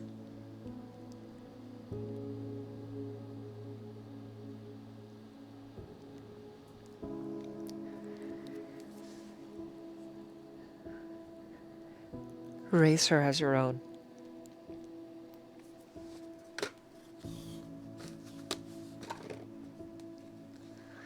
It will be safest if she does not know who or what I am. You'll have less questions when she's older.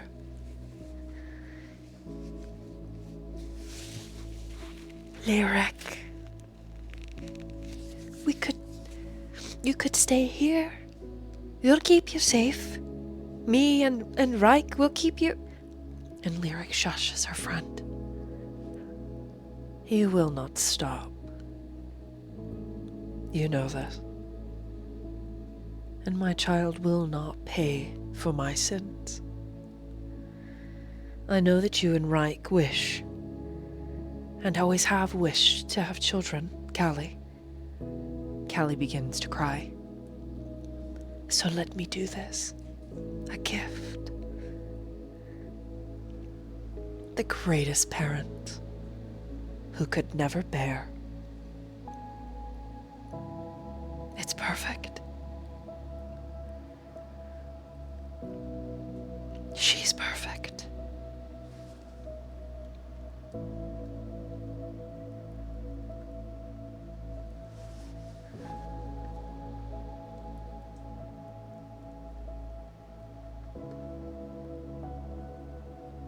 What are you doing, Ash?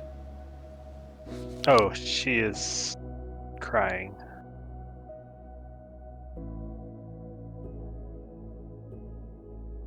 She wants to run. She wants to run away. She wants to run to her mom. Both of them. And she's just stuck in the middle. Unable to move.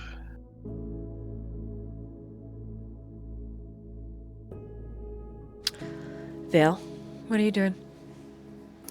I'm watching my sister cry and trying to figure out what I can do to make this easier, and I don't think there is anything, so I'm just trying to be a physical presence there for whatever she tries to do. Just as backup. Okay. Serenity. Is Lyric's familiar visible? No, not at this moment. Okay. But it only went invisible when it saw you shift into a fox. All right. There was an intense, like, oh god, the child is coming. Yeah. Serenity takes some offense to that. But otherwise, she is, she's watching, not especially, like, she's not hidden, if that makes sense. Because she's just a fox, and she has no reason to believe that, anybody would notice her as being especially suspicious in this context, unless there are, like, some farm dogs around. There are farm dogs, but most of them are goats.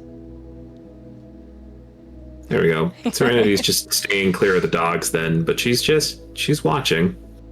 I think she's actually going to try and get a better view of the babe inside of the basket if she can. A healthy, strawberry blonde baby. Just the little static fuzz, like, all over the baby's scalp.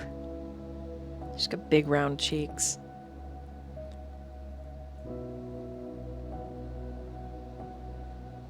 She's beautiful. That makes Serenity smile.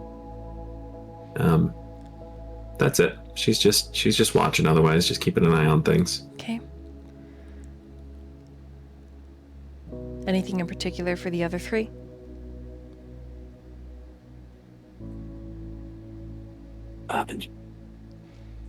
He's just trying to get clues.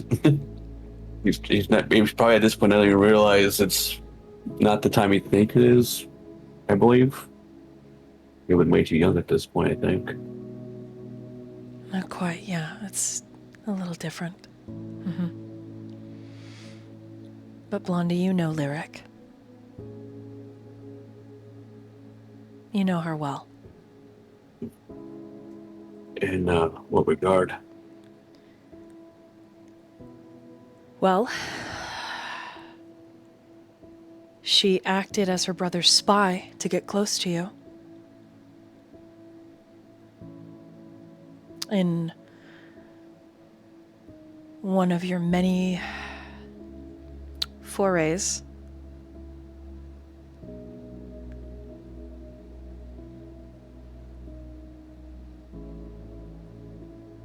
she tried to kill you. And then she tried to kill your brother. She almost succeeded. But something stayed her hand, and you were able to drive her back. But you're after her family, so...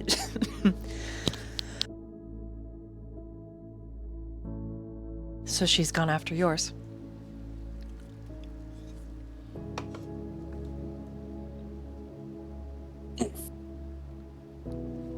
But you had no idea. You had no idea that Ash was hers.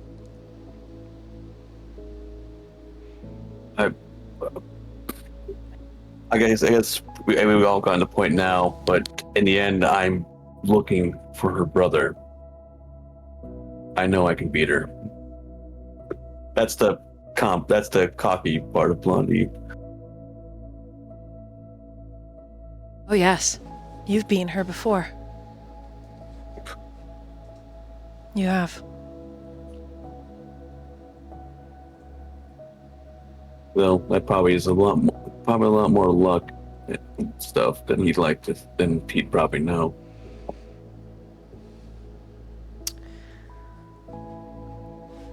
Anything for Sister Will or Rasputin?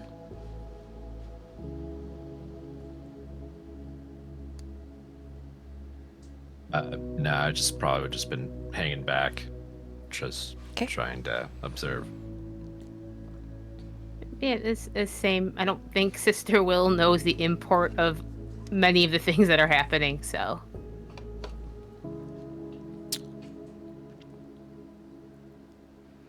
At that moment, the baby begins to cry.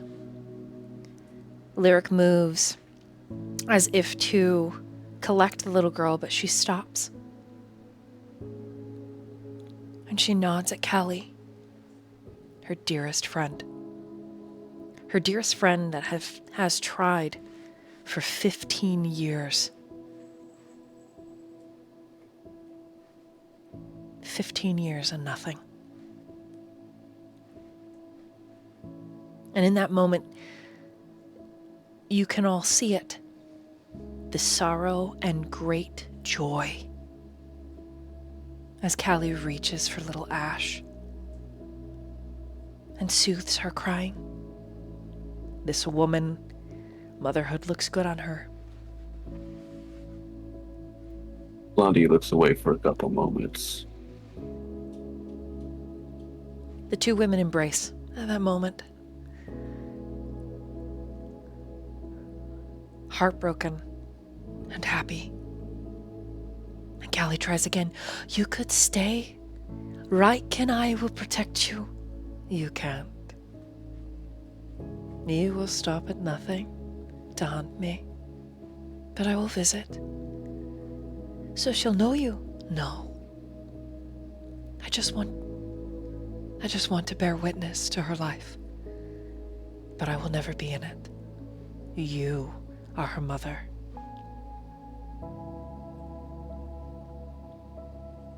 Though she is of my flesh,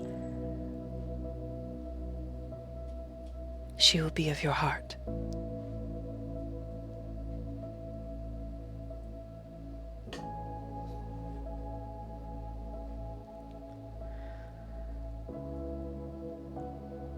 Everything that happens next is in rapid fire. When Reich returns home in the evening, Callie explains to him, though Lyric has since gone, but the party has no presence of mind as to where Lyric exactly has gone, beyond perhaps that date spot to drink and get lost with Rasputin. Reich is overjoyed.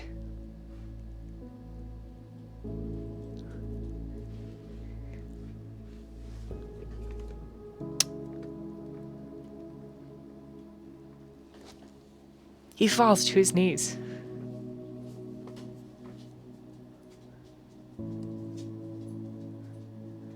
Palms outstretched as if in prayer. Taking his wife and their child.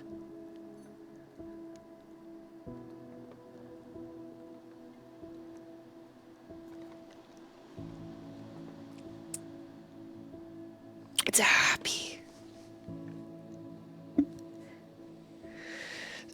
It's beautiful, Ash, but you can't stop crying.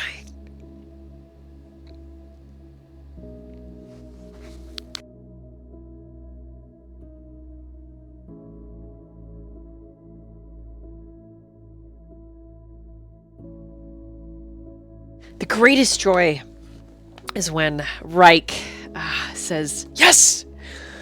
Yes!" And he parades you around the room. I'll teach you riding.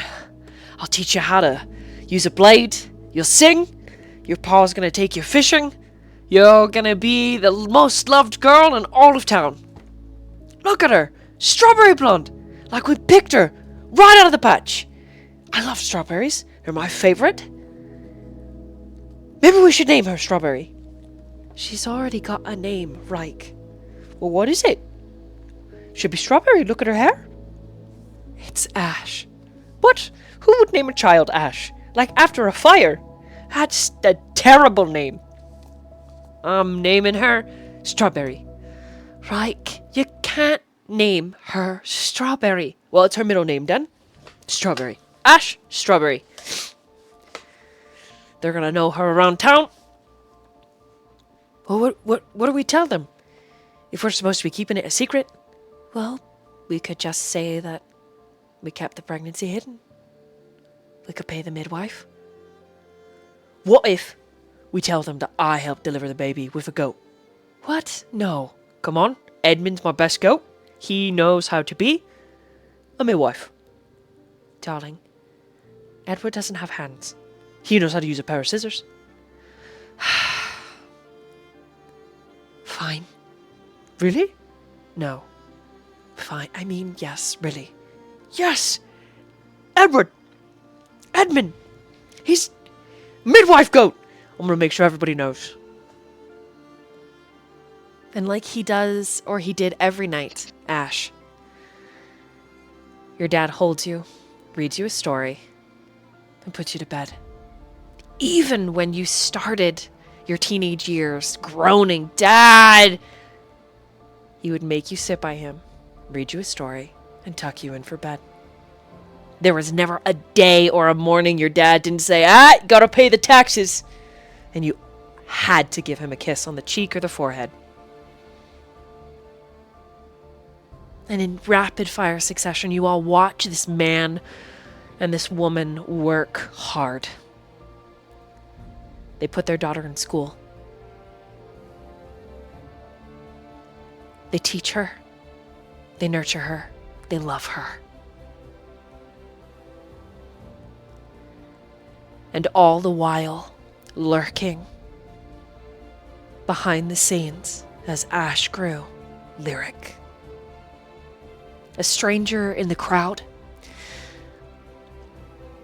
A random woman passing in the street. She was always 3 steps to the side, living in the shadows, watching her child grow.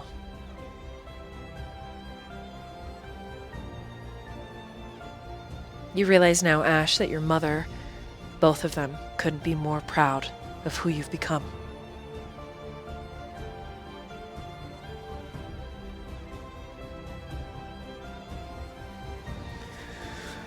Rasputin, you have borne witness to this woman's most emotionally traumatized day. She is looking for a very good time. To get very drunk and to be treated politely. Do you oblige? Yeah, absolutely.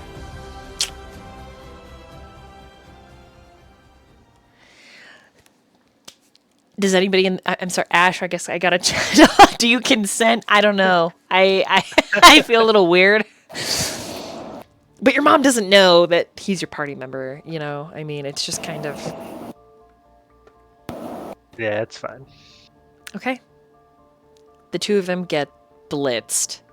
And in the middle of, like, their dinner service, she literally is like, how about we make a sandwich? Do you like sandwiches? They're my favorite food. They have everything. Well, yes, I appreciate a good sandwich. Good. What kind of bread do you like? I have a bag that just produces different kinds of bread. I'm not really picky. You know, whatever you make, I'm sure it's good. Perfect. And she literally makes, like, an Italian meatball sub with pickles on it, and toasts it with her fire magic and slides half of it over to you, and she eats the other half. And, yeah, basically dinner, a show, and then she takes you to her room. Should I roll a performance check? Yeah, go for it. Okay. Let's see here.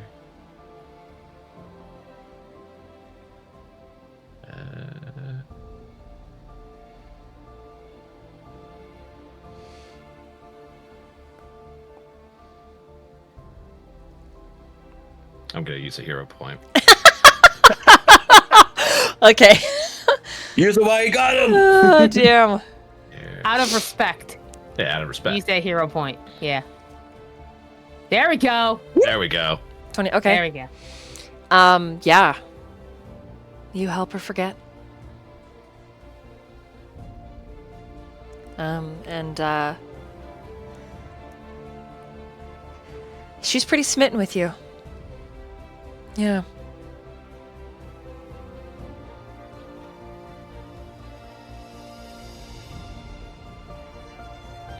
There's a part of like the early hours of the morning where the two of you are just spent tired, and she has your head in her lap, and she's smoking by an open window. She'll let you smoke if you do, but regardless, you've never been treated so roughly and gently by a woman this large before. And it's both like awe-inspiring and scary. Especially how tender she is when she's not choking you and sitting on your face. You know what I'm saying? Like, wow! But she thanks you, genuinely. Today would have been a lot worse without you. I'd like to give you something. A token to remember me. And she's gonna give you an up to your level magic item. Oh. Yeah. So you'll get a look through those and pick something as she gifts that to you. And then she offers you her spare bread bag, but it only makes 3 different types of bread, but it's up to you what those types of bread are. Oh, easy. Sourdough, rye, and let's say wheat. Okay, you have a bag that produces 3 loaves a day. Excellent. Mm-hmm. And she tells you to use your sandwich wielding skills wisely.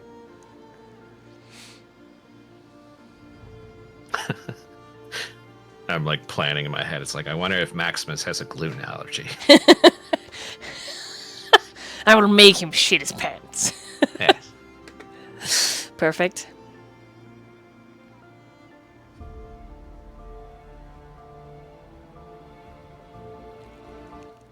With that,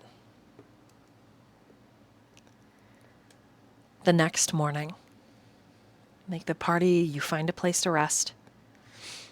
Whether together or separate, it's in the same inn.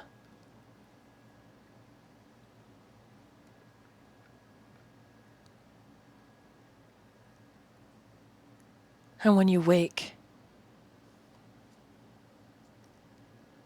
so much time has passed.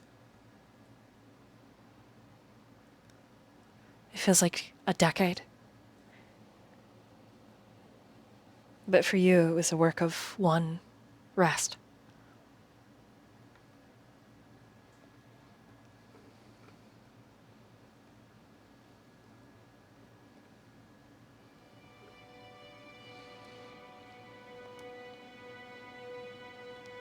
Ash, you are awoken after this massive time skip in your past to a very familiar voice. All of you are gathered in the tap room of this tavern and inn. And your very best friend runs in, speaking to the bartender, her father, to say, "Da, Ash and I are going camping. And you can't say no, 'cause Mom already said yes.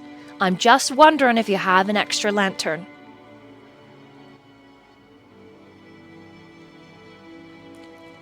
Looking at her face, Ash, it's like seeing a ghost. Because you know what's going to happen next. That all of this is going to burn. And that she is going to die choking in your arms. And that is where we're going to end tonight. Woo! Mm-hmm. Damn.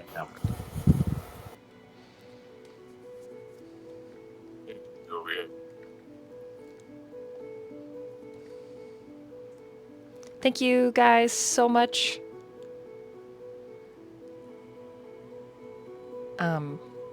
I just saw your GIF. Rasputin, that's pretty funny. Thank you guys so much for being here. Thank you, players. I am...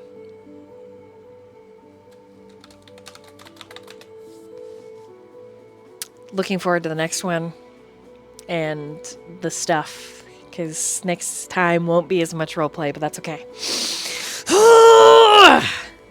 Wait, is it next time next week? Yeah, it's next week because we skipped a week, so we played this week, and then it'll be God. yeah, it'll be next Thursday. Next So Thursday. if you want to see this, come by next week. I like to imagine that me and Blondie were like hopping up and down in front of each other. Just... That was it, hopping. You're about to see some awful shit. Oh man, Are you ready, Dork? Yeah. Remember what I said a couple episodes ago? Most. Blondie's boss fight confirmed. I'm super curious to see how the party will consider you after this. Oh yeah. Mm-hmm. I will have a descriptor ready and handy for you just to show the difference in character. Oh, thank you. Yeah, I'd like that. That would be great. That would be really good for me. Yay, Everyone thanks, meet Gabe. Evil Blondie. Also, Lunar, thanks for listening. Man, sorry guys, I couldn't hold it together. I was sobbing. Oh, that was so good. That was good. And I'm gonna come by and ruin it all. Dude, it's fucking God. I love Lyric. I like wrote this character and I'm like, I love her so much. Just In my defense, they started it. You fucking whore.